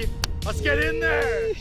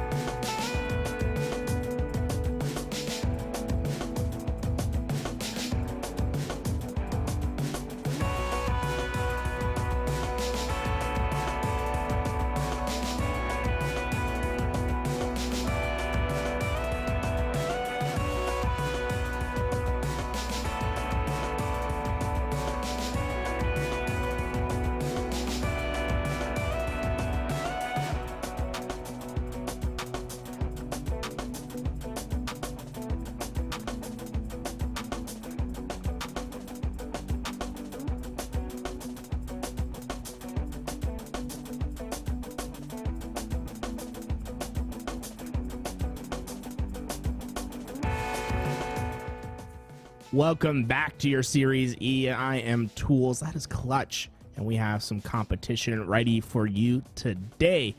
We're in our elimination final phase. versus Native Black to see who will earn the rights to go back against Complexity in our grand finals. Let's take a look at our best of 3 and what it is going to take for either of these teams to get through. Clutch, walk me through this best of 3. What do you see? What are your keys for either of these teams? Well, the big thing is Bizarre CTF. We already watched FaZe just get waxed in that by Complexity. I say waxed. That's probably rude. I mean, they did. They lost, though. They lost, and there wasn't a lot of convincing moments for FaZe where they gave you hope. I think against Native Black, it'll be a little bit different of a pace, a little bit different of a construction, to where they should come into this and have a little bit more success. But if Native Black watched that series from earlier, they should be confident going in, seeing that FaZe lost that to Complexity as well. Recharge Slayer is going to be a very coin toss of a map, right? This is a very difficult one for FaZe to really use their individual skill, I feel like, unless they're able to control that shock rifle, which Aperture has proven that he's just as good, if not as good, like to compete with the likes of the individual skill of the members of FaZe with that weapon in hand. You know, you were talking about Mines as well and his potential with the snipe. So love the fact that we get at least an S7, or we get a shock rifle if we're not going to see a live fire featured in this. And as we jump into gameplay in game 1, I'd say this is a very important game for FaZe to set the tone in the series here. And unfortunately, it's going to be Piggy that's setting the tone with a double kill. He uses a rocket to block spawns, is aggressive enough to take down Sparty in the tree, and Piggy has created every bit of an opportunity here to potentially allow Native to get an early flagpole. Yeah, I feel like we're seeing more of the same from the last series. Mines able to get forward with his shotgun, but finally FaZe able to make it at least a little bit longer for these players to get through, but it does not matter at the end of the day. The flag is out, and Aperture is the player on the run, but there's one sneaky player from FaZe that has gotten into the opponent's cafe, but Mines quickly with the call out. Piggy X is going to be the player that takes that action as Mines tries to get the cutoff from the backside. All right. Flag on the move. Superhero play. play. They get it, though. No. They get the cap. Love that decision by King J. Still gets the kill, too. King Nick trying to get there and stop it, but it wasn't enough. He wasn't enough. King J gets the job done, and Native Black do exactly what Complexity did as far as jumping out to an early 1-0 lead. And something we saw the last time this FaZe roster was on Bizarre was they failed to really get any significant objective done until the very last moments. You cannot have that be the same story here if you're FaZe. Yeah, and, you know, sometimes I feel like you see a bad start to a game and, you know, it's a fluke, right? But when you see it back-to-back happen in the same exact fashion where you're down 1-0 and basically the opening minute of the game, that feels like a trend to me. That feels like there's something in FaZe's camp that they just aren't getting right when it comes to this map, and they're going to have to clean that up before Orlando comes, because obviously their weakness is being exploited on this map, and this is the map that you cannot afford to go 1-0 down in the opening minute, right? This is the map that it feels as if a 1-0 lead can be impossible to overcome at points. It's definitely heavy on like the conscious and the way that you're able to play, and playing with the lead on Bizarre is that influential as well. And unfortunately, FaZe Clan just maybe not enough chemistry yet to have the success on Bizarre CTF as you would expect.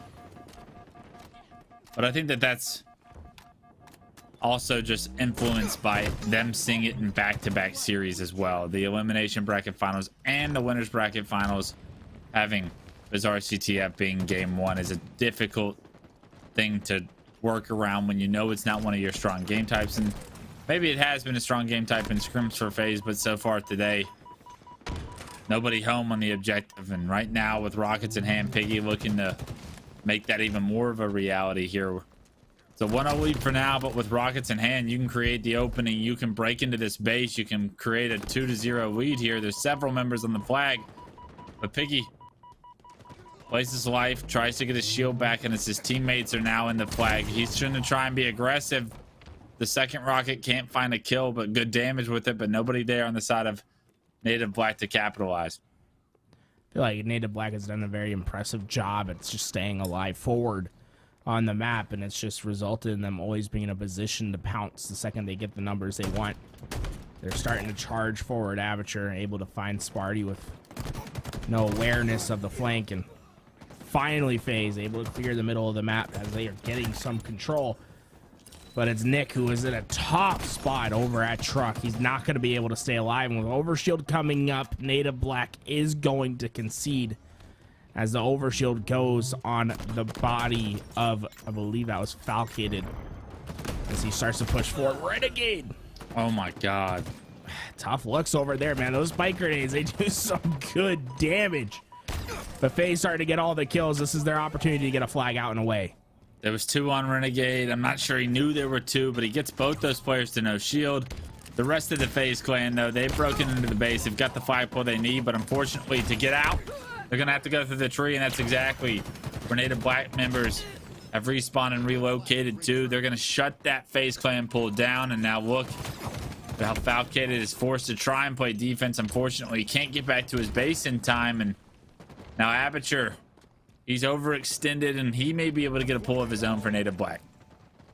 So it's 39. Actually, let's make it 40 kills to just 27 on the other side. I mean, just showing you like how heavily Native Black is outslaying Faze right now. It's a devastating treatment, and it doesn't seem to be stopping anytime soon. I mean, at the end of the day, Faze is just gonna they have to find slays if they're gonna win this game, and it's not happening because Aperture, he was able to find another, and well, he's swinging right into the action. He wants to get into another fight right away.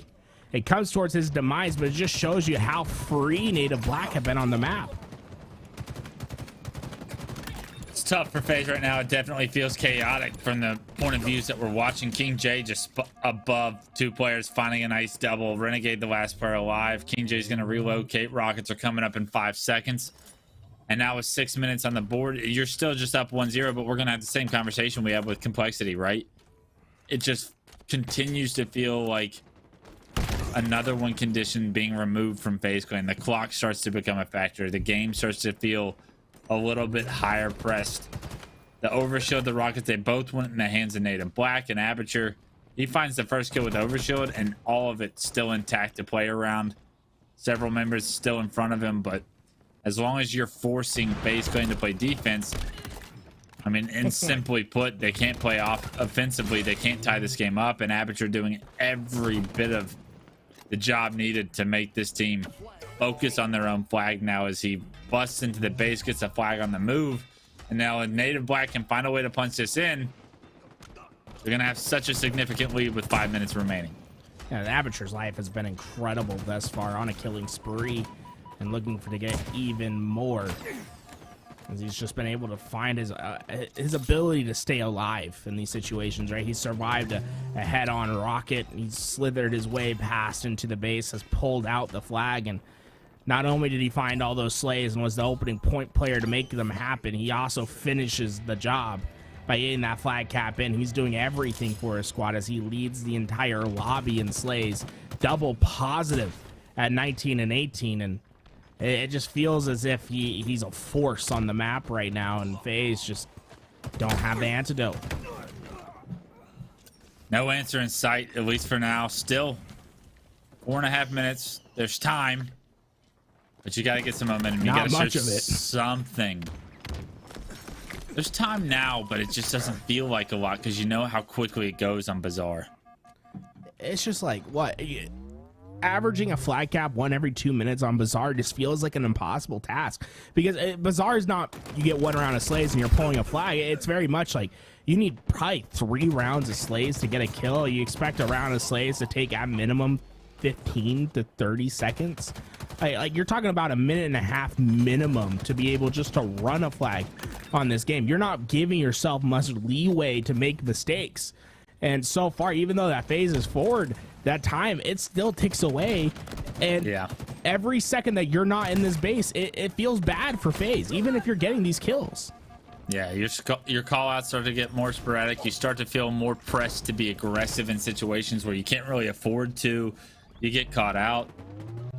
And unlike the Complexity game where Faze started to climb up in the kills department, we're not seeing that same level. They are starting to pick up a few more kills as the game goes on, obviously, but I mean, just continuously the difference in slays from earlier on is very telling into the scoreline of how this game went as well.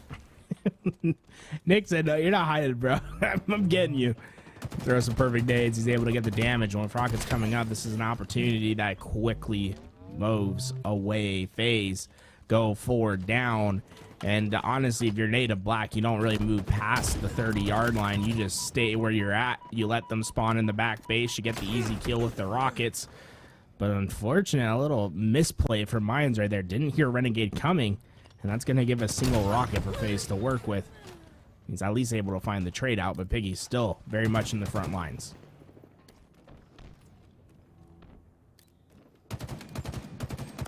Two minutes and 20. Just so focused on defense. You can see how well they're prioritizing it. Trying to do whatever they can to be a nuisance. To grapple up. Oh, can't quite get there. Just checking the corner, you know? Yeah, it's clear. Let me get back in the bar. Much easier, wider hole to get through. Does he get there in time to deny over? So that was perfect by Piggy, the positioning. What did you say, bro? Oh, yeah, somebody needs to clip and ship that one. Oh, my God, overshield. On the hands of King J, and well, with a minute 40 seconds, 2 captures to go, the opportunity for Faze quickly starts to diminish as King J can have a defensive overshield here. No real reason to throw away his life as he picks up kill after kill. Native Black are going to come away with this first victory. And Faze, I mean, we've seen them find the answer in game 2 before, but it has to be demoralizing to lose back-to-back CTF Bazaars in the same exact fashion. It just depends on if you think it's a strong game type for you or not. If you know it's a weak game type, then getting it out of the way may be the best thing, right? 58 seconds. You just want this clock to go away. You want to get into game 2. It's a recharge Slayer too, so we've seen them actually win on recharge earlier today, so I don't think they're going to hang their heads yet. They know they're still in this series, and it's a best of 3. It's a must-win game if they want to continue on to the grand finals.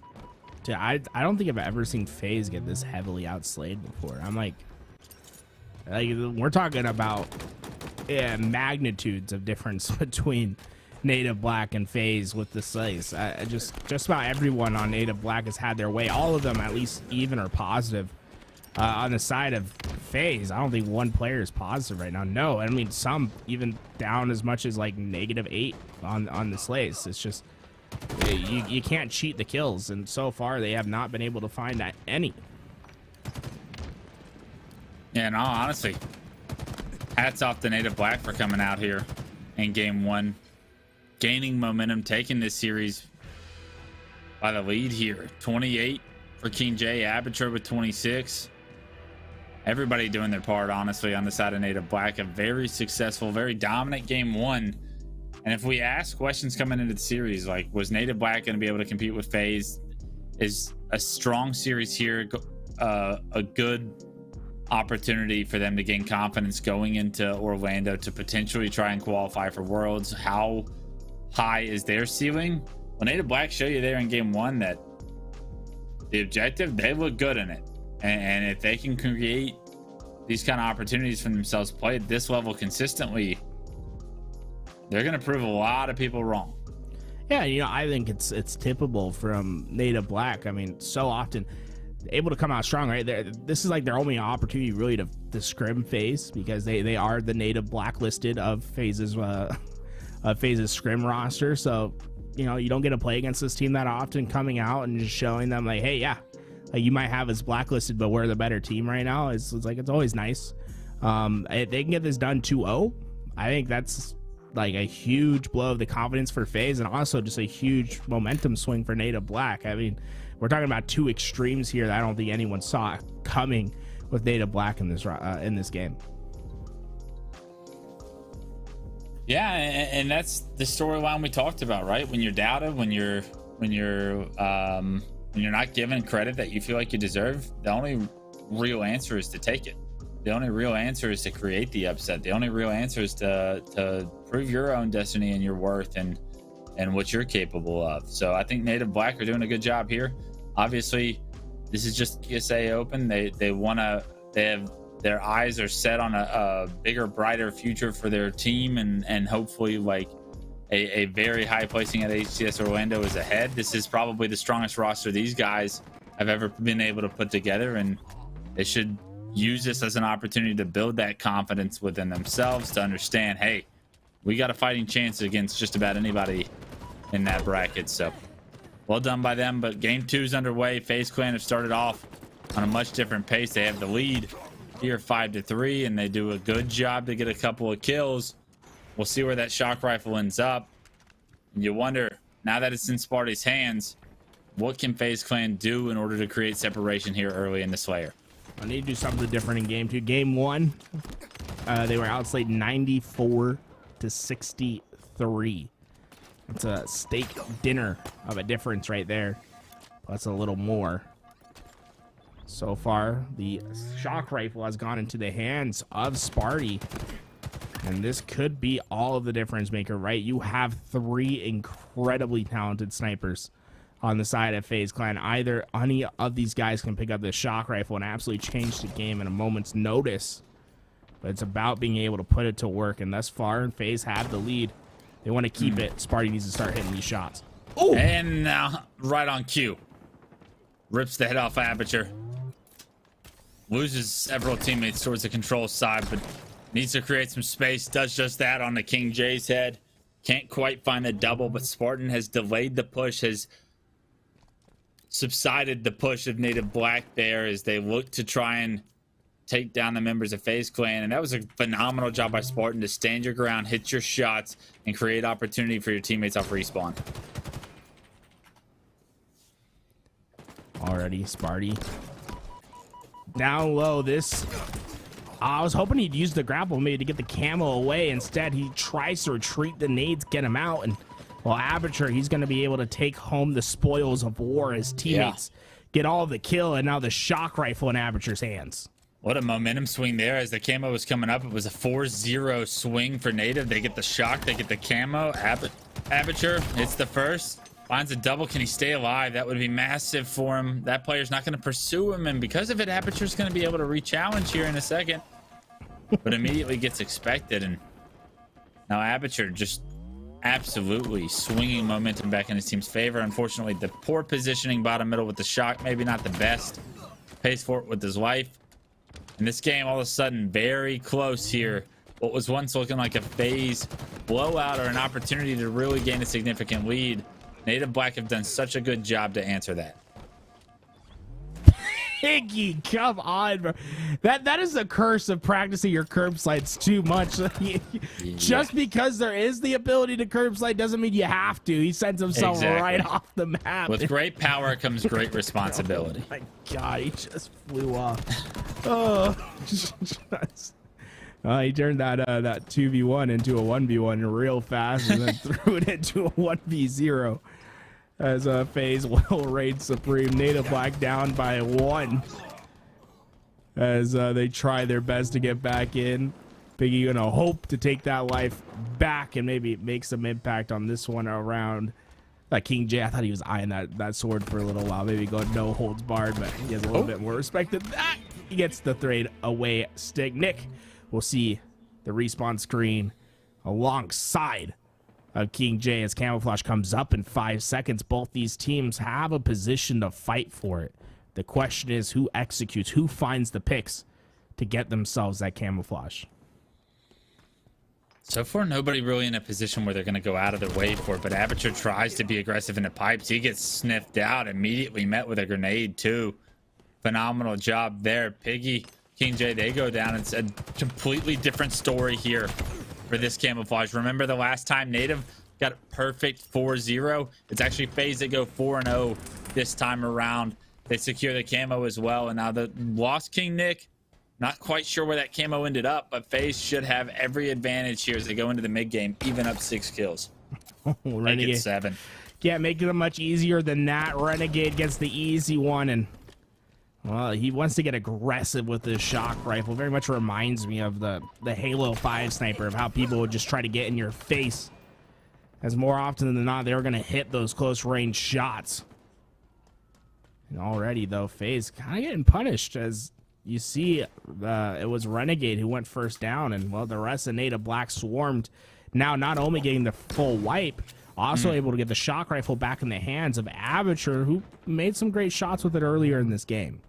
Yeah, phenomenal job by Native Black to respond to that camo play, similar to how FaZe responded to Native Black's earlier. Keeping this game within striking distance is so crucial as you approach the 40 kill mark. Especially on recharge, you can slow this game down if need be. Find your picks, use this shock rifle to your advantage. Are they able to hit some of these shots is going to be the big question as to whether or not this league can stay within a manageable distance. Oh no! He drops the weapon, the flex on him. At Aperture, he makes his escape. No more shock rifle. Well, I guess he finds some shock rifle on the ground. Suddenly, 6 more bullets to work with. I was under the impression there was only 1 allowed on the map at a time. Maybe a little observer glitch. We see the camouflage up and ready for action. Aperture going to use that last shock rifle bullet. As he starts to reposition, did camouflage get away, though? If so, who got it? Oh my god, chase him down to the hell. It's traded. Hey, it's a great trade, but King J got away with the camo, and he's gonna get the new shock rifle as well. It's this play. He needs to hit this shot. Oh no, no, Nick, you gotta hit it. Yeah, that's what we call what do you call that? A piv fight right there. You gotta win those ones. You got to hit that shot if you're King J. If you want your team to crawl back in this, it's a 2-kill swing in the favor of FaZe Clan there. The kill you didn't get, the death you gave, and not only that, but you lose camo, you lose shock rifle, and you lose a lot of the win condition now for your team. It's still manageable, but FaZe Clan now jump out to a significant 9-kill advantage off the back of that play, and they look to get right back in this series. Yeah, the door closing for Native Black. As you see, just 4 kills away for FaZe. Finish the job, but Aperture making it a little tough. That's 2 and 3 go down. Falcated last alive, and well, his position very much known. As he desperately tries to stay away with his life, it's not going to be successful. And that's a 4-kill swing. Not 1 death for Native Black in that exchange. And that's how you get yourself back into these close games. Yeah, but you still got so much work to do, right? You still have 4 kills to make up without giving up any lives. Sparty goes down. The push from FaZe. A trade is a win in the hands of Renegade there, 48-43. Nick having the sniper is not going to make the job any easier. Have to be very aware of what corners you are peeking, and well, they might just have to give up this position for camouflage, but I mean, maybe just fully putting this game in Nick's hands. They wrapped around the corner. Nick gets the 1 kill. Can he stay alive for much longer? No. 49-46, and a player from Native Black just, I mean, Aperture did so much to get them back in the game, but he also just flies out in the open to end the game for his team. Not sure exactly where he was trying to go as the FaZe Clan members spawn up and immediately find Aperture. Camo was up. He wanted it. He didn't really have the information that FaZe was in the tunnel, and because of that, the series is all tied up. Stronghold Streets is where this one gets decided, and now that we've gotten to this point, now that we're past the Bazaar, FaZe have tied it up. Stronghold Streets is really that game type that's gonna, I mean, obviously at this point, determine who's in the grand finals here. FaZe look much stronger, much more comfortable in game 2 than they ever did in game 1, and I would think that that comfortability does transfer to the streets, something we've seen a lot of success on the side of Spartan and Renegade before. Yeah, all I gotta say is you're playing Strongholds and you're going against people like Spartan and Renegade. It's outdated. Yeah, that's not like, this is their bread and butter, right? Like, we know how effective, I mean, especially Renegade, right? On Strongholds, like what he was able to do in Halo 5 on that game type and what he was able to continue to do early in this game with Cloud9. I think Cloud9 is the only team that like 250 owed multiple pro teams in bracket play, like on Strongholds. Like, this is the worst possible game type for Native Black to be going up against players like Spartan and Renegade. I would have to agree to you, but for Native Black, I think to try and create the upset here, You got to do a better job of getting the Rockets and the Bulldog. I think that they did a phenomenal job in their other series and in game 1 of controlling the power, but there in game 2, camos got out of your hands too many times. Shock rifle was in the hands of Spartan and King Nick there at the end. I mean, you have to have that go in your favor in order to give you some advantages that you're going to need in order to compete with FaZe here. I think they can do it. It's not going to be easy. It's definitely not the pick I would make, but it's a winnable game, and if Aperture can keep playing at a high level, he's going to give his team some opportunities. Already off to a good start with a kill of his own. Game 3, this one is to see who gets to the grand finals. Native Black are going to be the first ones to score as they find the opening kills on the map. And, well, Rockets and Bulldog have also gone in their favor. FaZe looking to see the respawn screen early on, and now this is a dangerous opportunity because that's 2 down, and Minds, well, he has trip caps on the mind. He's looking to continue on this effort, and I mean, this is dangerous. FaZe isn't even getting the trades that they should be getting, as Minds still has a rocket. He'll use it to secure the trip cap for just a bit longer. FaZe Clan, nothing going right to start this game. Yeah, this is perfect for Native right now. 36 and counting. They want to push the trip cap. They're already into A. They're flipping the map, and FaZe Clan is going to have to capture C here, and they should be able to pressure FaZe if they want to.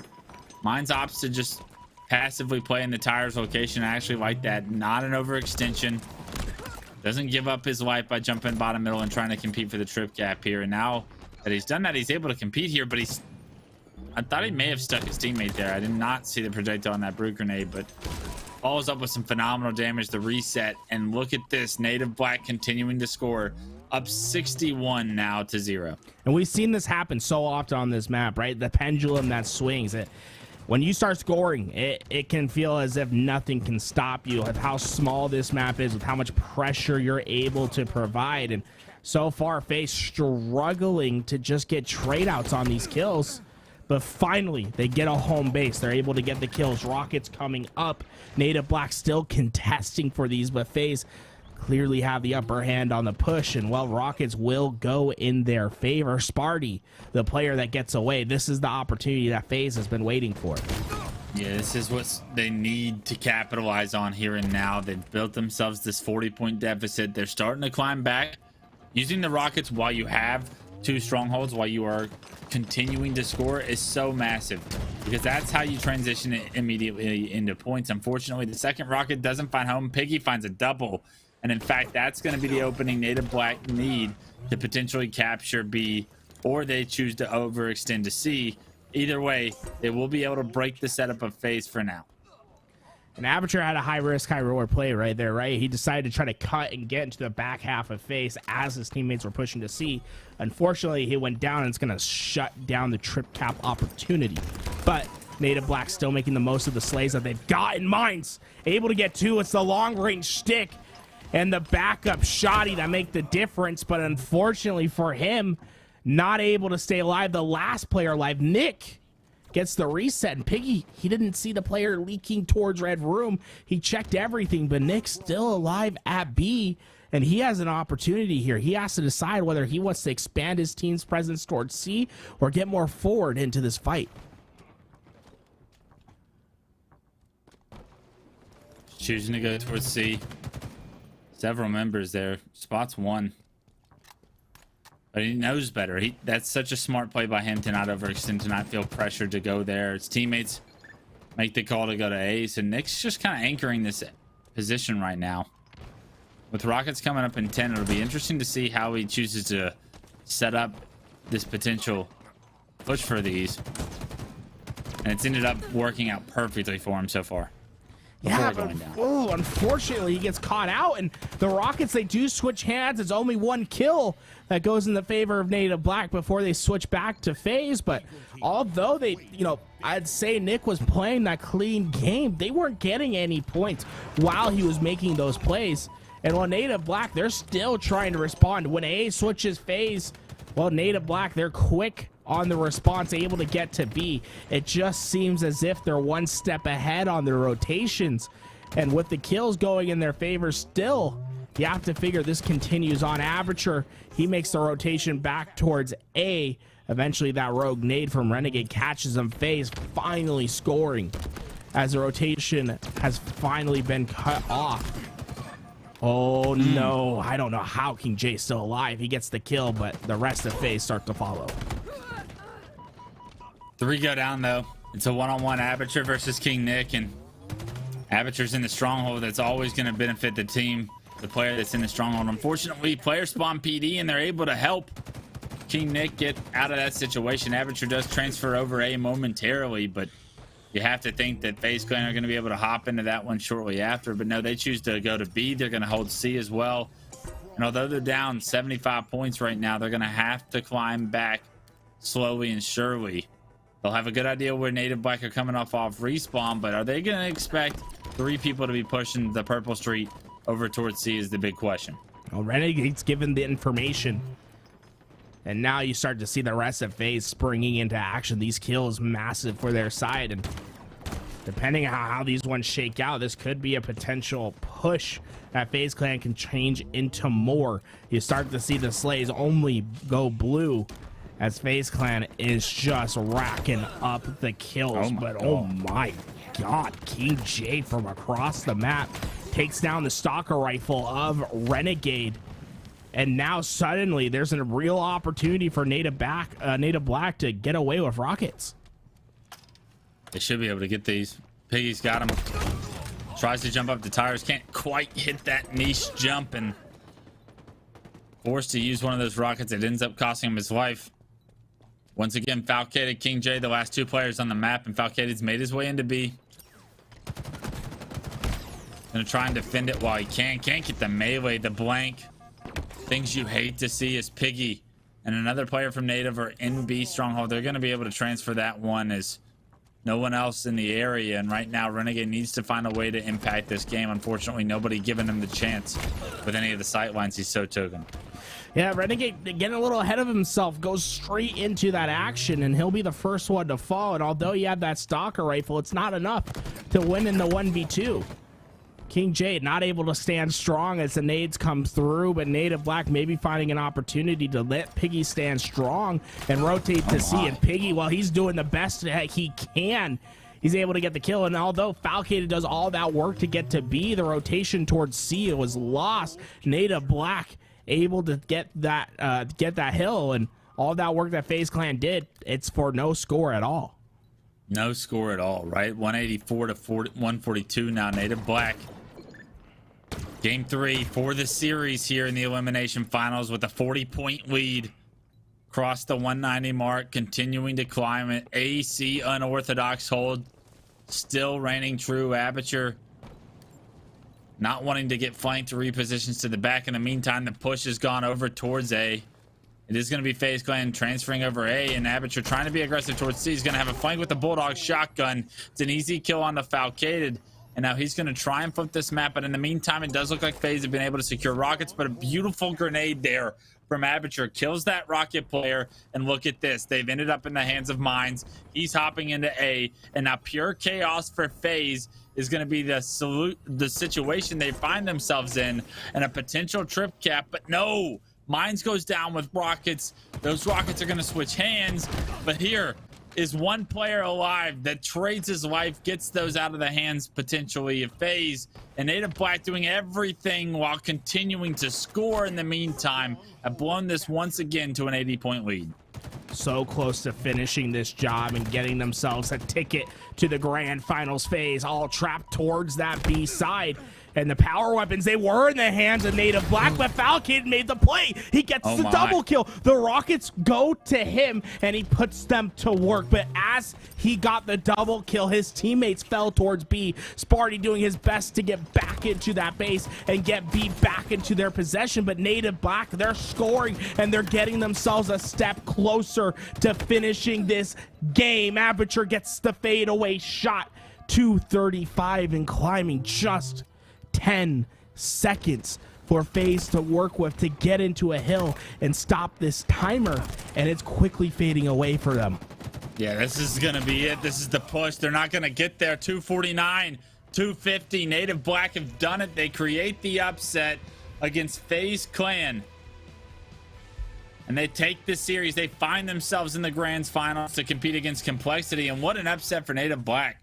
We talked about all the momentum they need going into Orlando. The I can beat this team, I will beat this team mentality.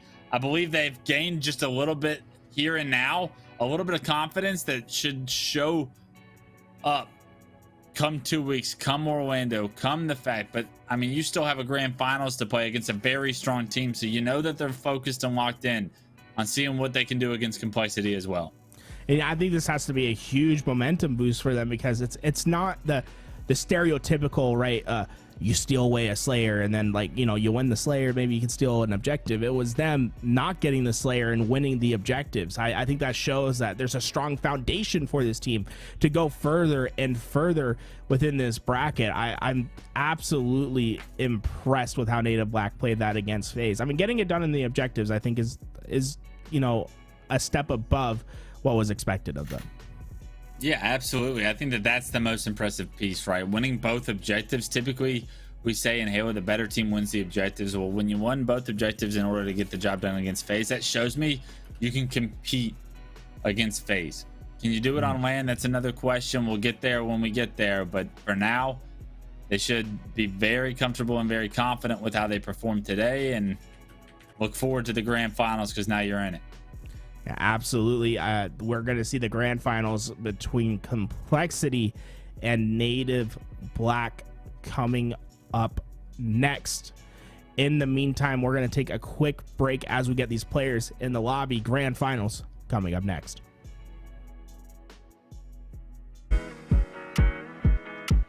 What's up, guys? Tyler Endress, CEO and founder of Esports Arena. And did you know that Esports Arena is located inside Walmarts all throughout the country? We're here in Tulsa, Oklahoma right now at one of our awesome Walmart stores. Let's go take a look.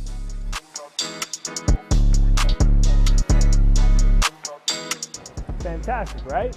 So typically in the front of the store, you see you got a Subway here, you got some Walmart services, but right there is the Tulsa Esports Arena.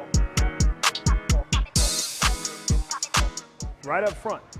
So literally, if you're just doing some grocery shopping, you're gonna check out over here. Simple as that. Or you could check out right in here. We've got Calvin, my man Calvin right here. Hey, yo, log me in on station number 8. You got it, Tyler. All right, I'm getting logged in. We're gonna go play some video games.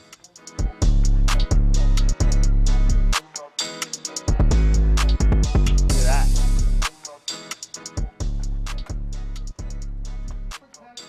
The best video cards in the industry. The best CPUs in the industry. The best gaming chairs in the industry. The best Razer peripherals in the industry, the best monitors that let you hit that 200 frames per second in the industry, no screen tearing whatsoever. All right here at Esports Arena. Now I'd let you keep following me along, but I got a tournament to play tonight, so I'm gonna get some practicing.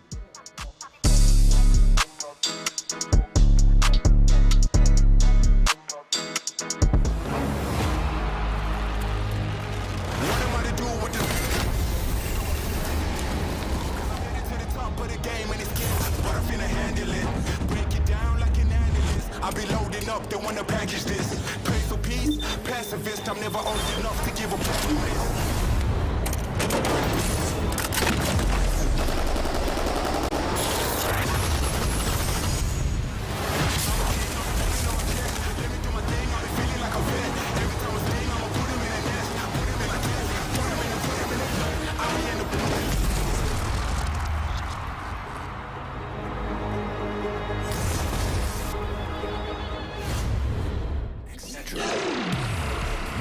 Even the biggest headaches are toast. Excedrin keeps your head in the game. For no more throbbing noggins. Excedrin, game over for headaches.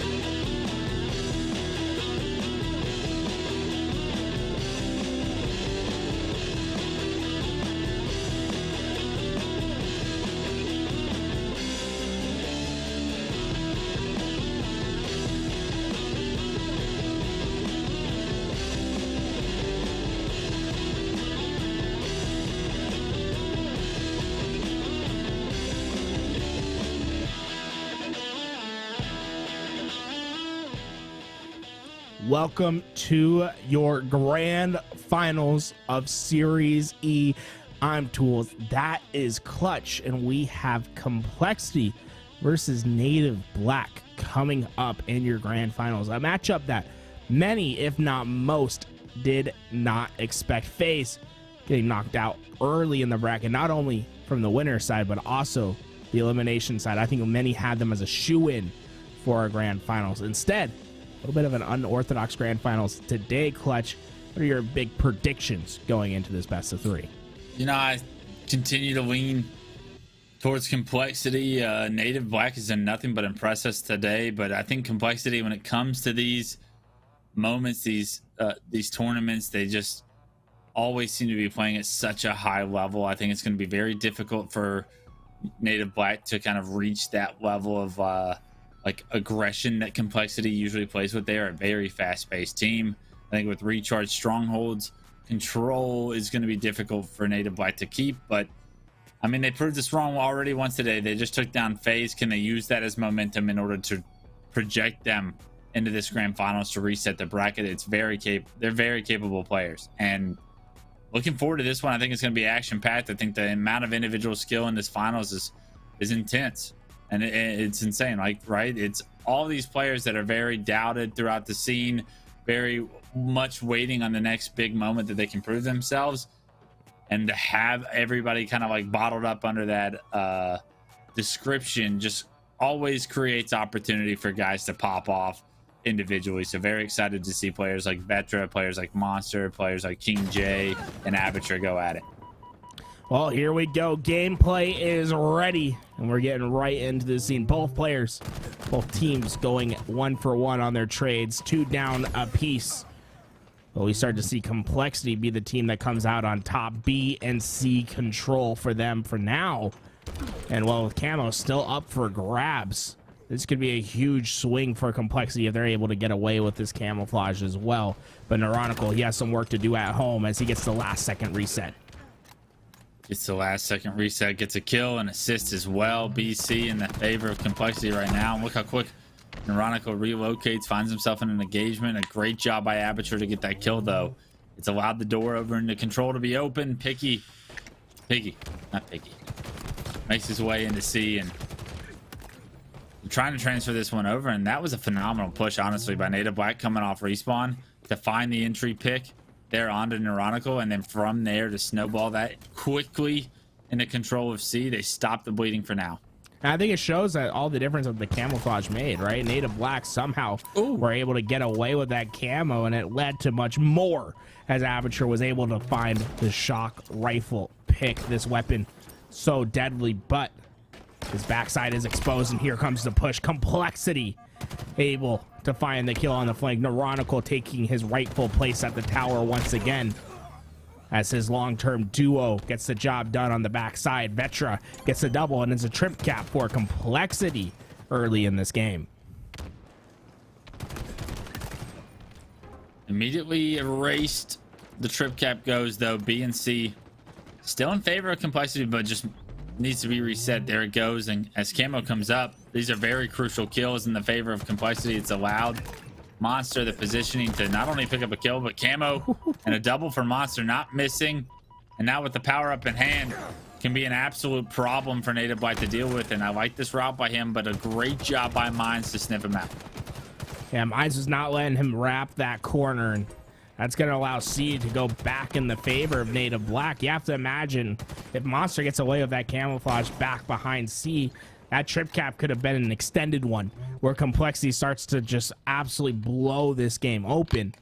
Instead, Native Black, they get the kill, but often it feels as if they're just playing for a home safety. They're not scoring points, and I don't think anything is changing that. It's a testament to the pressure that is being felt right now, right? The amount of pressure Complexity are able to apply when they have control makes it so difficult for Native Black to come off spawn, to feel comfortable to push something without giving something up. Starting to see the push to C from Native Black. They keep a couple at home towards B, but Complexity flooding forward as Vetra gets behind the lines. Can he get the kill on B before it gets reset? He does get to the help. Monster stays alive. How does the man do it? Still alive at the backside of B. Monster doing his best to get value. He's still getting kills. Monster gets a little 2-for-1 package out, one shot. As his team continues to score, Native Black just looking to get on the board. Yeah, Monster plays it so patiently there. Gets the kill, awards his team with a ton of time, and already a 100-point lead for Complexity as they continue to push pedal to the metal. And look at that, they won the kills at C, and Vetra, he made the quick rotation to B. That's going to give them the temporary trip cap, but it also gives them access to the freshly spawned shock rifle in the hands of Vetra now. And Camo. Native Black, they're trapped at the back of A, and Vetra, he's looking to take advantage as Camo has gone into the hands of Complexity. Look at this, Vetra. Not going to sit back and hold B and C. They're going to push A. They are going to have spawners behind them, but every single time Native Black is forced to try and capture the one stronghold they just rotated away from, and because of it, Complexity continuously is rotating this map perfectly. And like, even when they don't have B control, like, they're never giving up, right? They consistently are pushing for trip caps. They are applying pressure at every given moment. And this is why they consistently find themselves in this situation where they're working for more than just two. Vetra wins the individual fight, keeps home for his team, gets the damage in. Complexity are playing flawlessly as they are starting to rout Native Black. Yeah, and Ironical with some beautiful shots, 177 to 16. Complexity just a different level here in game one right now. We're seeing from them just so much slaying prowess. 14 for Monster, 12 for Vetra, 12 for Ironical.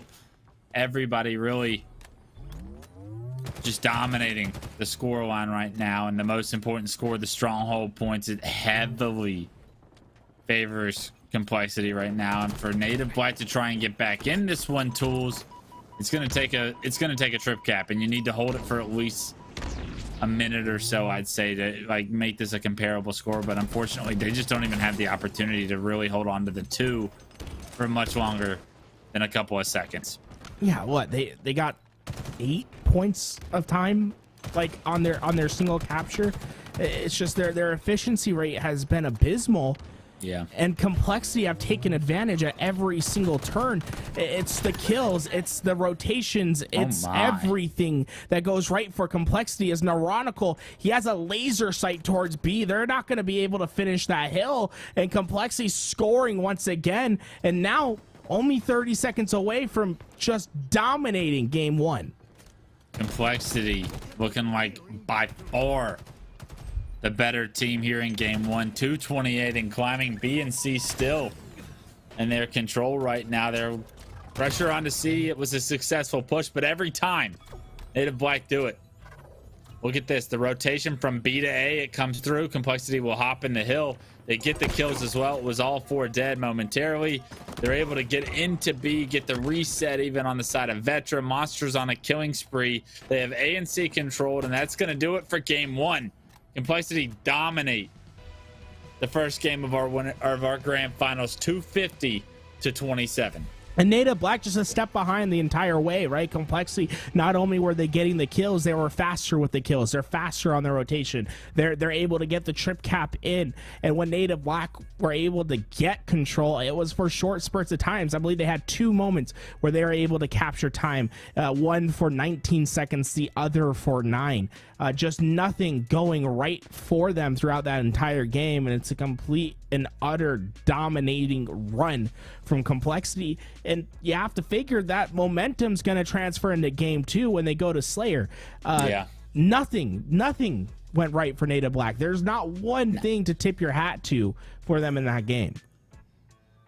No, when they had control, it was momentary and that word doesn't necessarily describe how short that control really was, right? Every single time Complexity was playing fast, hitting shots, they had teamwork, everything right. Every camo, every shock rifle, everything they could do, they did at such a high level.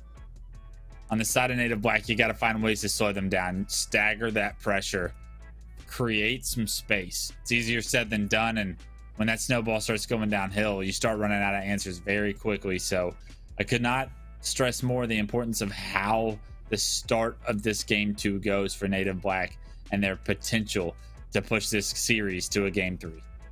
Yeah, it's just scary when you see how confident Complexity was on that map, because you had players like Vetra and Ironical playing opposite side of map, you know, one in tower, one in gold, and both of them just winning their individual fights at the same time, sometimes even winning 1v2s, right? And that's where Native Black need to be able to capitalize in the Slayer. They need to be able just to win the one-on-one that Complexity is so often going to give you, right? This is a team that likes to get aggressive, likes to get into your face, likes to show that, hey, we have the better BR. We think we can win every one-on-one fight. That's where you have to find the punishment, right? You bait these players into some individual fights and you come out on top. That being said, you have to win individual fights, and that's where Native Black just could not overcome. Like I didn't see one real individual fight go in favor of Native Black. No, not many of them, if any, right? I think Complexity, that's the thing about this roster for Complexity, is that when they're in their groove and they're feeling themselves, no matter who they're playing, it feels like they all are just so individually talented. They're all capable of hitting some ridiculous shots. Vetra, Neuronical's got such a steady shot.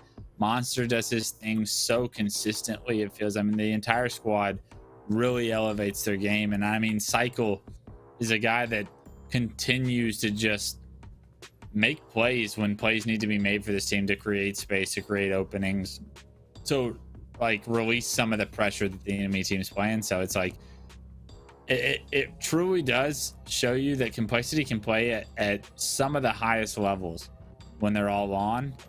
The big question around this team isn't about their online performance or consistency even. It's about, can they do it on LAN, on a stage, in front of a crowd? And fortunately for us, 1, tonight, we don't have to worry about that. 2, we get to look forward to what's to come here in the next coming weeks. Well, Aperture tried to do his best. There's a grinder underneath, and it looks like Native Black will be the ones that come out on top, but the answer from Complexity is immediate. At top mid, Mines was able to secure that heat wave with Overshield coming up. You have to imagine that gives them the edge in this fight, but it's a fight that still needs to be won and executed upon. And well, it looks like Complexity steal away the Overshield. Mines a snipe just a hair short, and you can't imagine Complexity lays down with this Overshield. Native Black are in trouble at the back of B. How are they going to get out of this one is the question. Efficiently, nonetheless. Mines has the snipe. He's the first one that goes down. Second player, he's going down. The collapse comes through. They don't even spot the Overshield player until it's too late. And he's even got a couple of slivers of Overshield remaining. They're going to slow this one down. Not really choose to play around the rest of this Overshield. Rightfully so. But this flank through house, it's spotted out by a kid from tunnel, but still just so much pressure. Look how Complexity love to play. Even though that push doesn't work out, that's how they play continuously. They fly in a pack, and whatever they do it aggressively and together. Well, Sniper has changed back into the hands of Native Black, but you can't help to feel that the momentum is still against them. As the last couple bullets, the Snipe will be exhausted, and Piggy X will get the trade, but King J can't be feeling good about that one, as Piggy X tries to give his team a momentum piece at the back of B. But the push, I mean, Complexity do not let the opposing players be comfortable, right? Even if Complexity doesn't get the kill, they're gonna be in your face. They're gonna force you to finish that fight. And yeah, King J, you might have gotten it, but you're gonna be swimming with the fishes underneath. As the Overshield has gone into the side of Complexity, Native Black quickly find themselves down in this game. Yeah, 6 kills is the lead for Complexity. Cycle has 7 to his name. Vetra trying to be aggressive here back green. He gets 1. Cycle with another kill in the kill feed. 9 now as he finally gets taken down. But I mean, Complexity just aren't going to let you group up or coordinate anything. They're going to be aggressive. They're going to press your spawns. And unless you're able to consistently on the fly have success, it's going to be very difficult to stop these guys. Monster wants to get into the face. He is going to get the trade as him and Piggy both see the respawn screen, but Cycle, he's lurking underneath. And if he has the right timing, he could find some players exposed, but instead the reversal comes in. And it's going to be him that falls. Complexity all seeing the respawn screen. Neuronical will be the last alive in this game. Tightened up once again as King J uses the heat wave effectively to bring this game closer. Good response by Native Black. Wasn't sure if it was going to come. Honestly, I didn't know if Complexity was just going to roll or if Native Black had that comeback potential in them. And right now, just a 2-kill game. Very manageable, within striking distance. Everything you could ask for right now on the side. But still a deficit nonetheless. Aperture making that a tied game as he takes one. Piggy gets a kill and Mines finds another one before getting taken down. And now all of a sudden, Native Black have been able to kind of control the pace here for a couple moments. Using the snipe in order to do so. Anchoring a position. Maybe not necessarily playing as fast as Complexity, but showing you that that might not just be the only way to have success. That sniper is checking out the overshield. Cycle goes down, but the overshield does go in favor of Complexity. Aperture, still plenty of this sniper to work with, but his teammates are all seeing the respawn screen, and you have to imagine Monster wants to get into that back tower and take that sniper out of its position. A player in Nest made one shot as Monster tries to find the finish. The pre-nades come through. It'll shred the rest of that overshield, but not before Monster was able to get the kill. In Complexity, they're not lying down. They want to continue this pressure. Although there's a sniper checking the lanes, they just don't care. As Monster gets forward into the face of Aperture, and he says good night and goodbye. Mind the gap. As Monster takes control of that tower basically single-handedly, and it all stems back right from that sniper shot that Aperture missed. And now Complexity take that opportunity, get themselves a lead once again, and now this heat wave Monster looks to take control of this game. So aggressive. Does he expect a back route? What a route by Monster. The assist comes through for him. More importantly, gets to keep his life, and now look how strong this push is going to be. The respawners come through green, and Monster starting to take over what was once a tied game at 24, now jumps up 38-32. Phenomenally done by Complexity to once again extend this lead. It's a 5-kill game as they start to back up. Overshield coming up in 25, and this is almost a must-get win condition for Native Black. It's a 14-9 run. As Complexity tries to put this one away, Aperture's been able to find the kill. King J gets the next Vetra. Oh my, he's able to get one before he goes, but the collapse is in. But those are the kills that count, right? It's the ones where you have no business staying alive. He's the last player, a forward for Complexity, but somehow he still finds the pick, and it's a kill that Native Black are gonna want back. But suddenly they have control. Sniper in their hands. But with Overshield coming up, Native Black get the control, and Neuronical not able to find the finish. So when the finishing line comes closer, it's Native Black that's back in the game. Yeah, manageable, right? Striking distance. It's all things we always talk about when you're trying to create the upset. 40-41 now. King J with snipe in a good position. Can't hit the shot, but the backsmack's just as easy for the guy. Psycho doesn't check before sliding out of there, and look how catching a member of Complexity trying to be too aggressive. The nose is massive. I don't know what just happened. Just not coming through. King J has to run.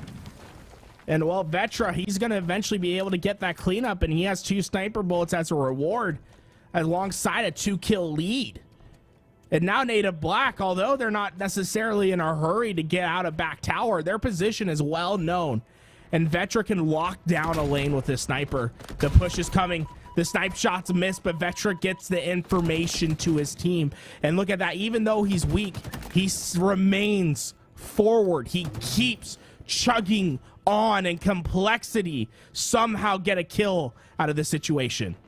Somehow they come out positive. Still up 3. Back tower, and that Mutter not great places right now for Native to be, but that overshield's going to help. Vetra's, he's going to get taken down. That overshield does get melted, but now Neuronico's in a little bit of an overextended position. Luckily, the cavalry is here.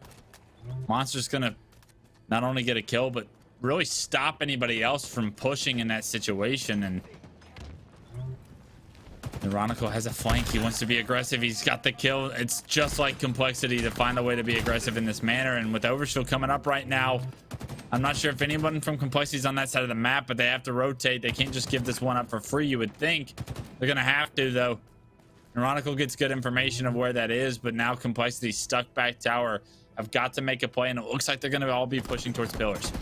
Oh my God. Pops the Overshield at the last moment. It's going to be the first, make it the second, but the nades come through. They equalize the kills. And Complexity get the job done. They lead the pigs to slaughter. No way. 3 Overshields. Damaged that efficiently against the Overshield right in their face somehow. Had to have been a heat wave, had to have been plasma pistol shots, had to have been everything in the textbook to delete the members of Native Black right there, but somehow Complexity, in what looked like a terrible position, get the kills they need. They win that game 50-48 and are grand finals champions for the day. Tools. Complexity looking flawless across the day as well, just absolutely gunning everyone in their path. And a big shout out to them. I cannot wait to see more from them. And you know what's crazy about this clutch is it was 40-41 when we saw the first Overshield fall into the hands of Native Black. The next 2 would follow. So 3 Overshields that did not only didn't give them the win, never gave them the lead. Yeah. Insane plays from Complexity, and so often able to stay alive in the clutch moments. So Neuronical, remember him being at forward at nest, and you thinking, hey, he's a little overextended, but what he's doing is he's laying a trap, right? And so often he would catch a pig, lead them away, and slaughter them. It's just so effective how Complexity systematically broke down Native Black with their aggression. And honestly, an incredible 2-game series from Complexity right there, showing why they're so good and so dominant in this game.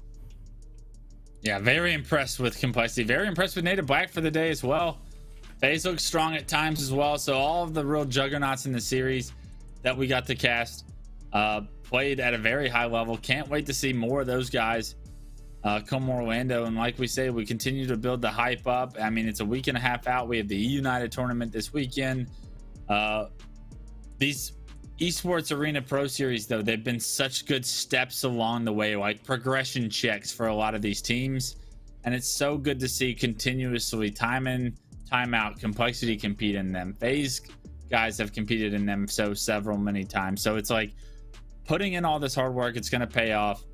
Hats off to Complexity for tonight, and I hope that everyone come Orlando is polished and ready to go, because that's when the big money is on the line. That's when the big stakes are on the line. But I mean, that's what they've all been practicing day in, day out for. Absolutely. Guys, you will see both of these teams later this weekend in that United tournament and at Orlando. So, you know, these next couple of weeks, we're going to have some of the best possible Halo action. I was glad that we were able to get a little bit of a teaser for it today, but that does it for us. Clutch Grand Finals is over. Complexity are your winners. Let's go back to the studio and Yeso as he closes the show. Big thank you to Tools and Clutch. Great cast from those two gents on the day. And hats off to Complexity as they take the win. Not surprised that they played well today, but blown away by how well they played. Impressive run through the bracket. Pretty solid win against Faze, and a dominant performance there against Native Black. Things looking, you know, a little shaky towards the end of that game too, but they were able to settle in, grab the kills that they needed, and close that game out. So well played. And that's a squad where we talked about earlier, very high ceiling, seen poised to be one of those squads that can break into that upper echelon come Orlando. And I certainly hope they do so, because it would certainly be an incredible thing to watch. So much fun to watch what they did today. Hats off, of course, to Native Black finishing second, Faze Clan rounding out our top 3 here today. It was a hell of a bracket in a great way to kick off the week. Couple of reminders before we head out for the night here. Of course, a full slate of action this week. Apex Legends the next 2 nights, Guilty Gear Strive on Thursday, keeping that good stuff rolling as we get close to the end of the season, and then back for Halo Infinite on Friday. So keep an eye out for all of that. Make sure you're here at 4 p.m. Pacific time all throughout the week, because I will be here doing the same. I can't wait to get into that stuff. If you're looking to support our partners and pick up any products from them, you can see them at the bottom of your screen right now. Head over to walmart.com/esports arena today to pick up anything that you need over there. Of course, head out to your local esports arena today and compete in PvE. Remember, thousands of dollars in prizing every single week, and you can get a chunk of that for yourself. So go out and compete in PvE. My name is Yeso. It's been a pleasure to be your host here tonight. For myself, the entire live broadcast crew, to everybody here at Esports Arena, thank you so much for joining us here tonight, and we look forward to seeing you once again tomorrow.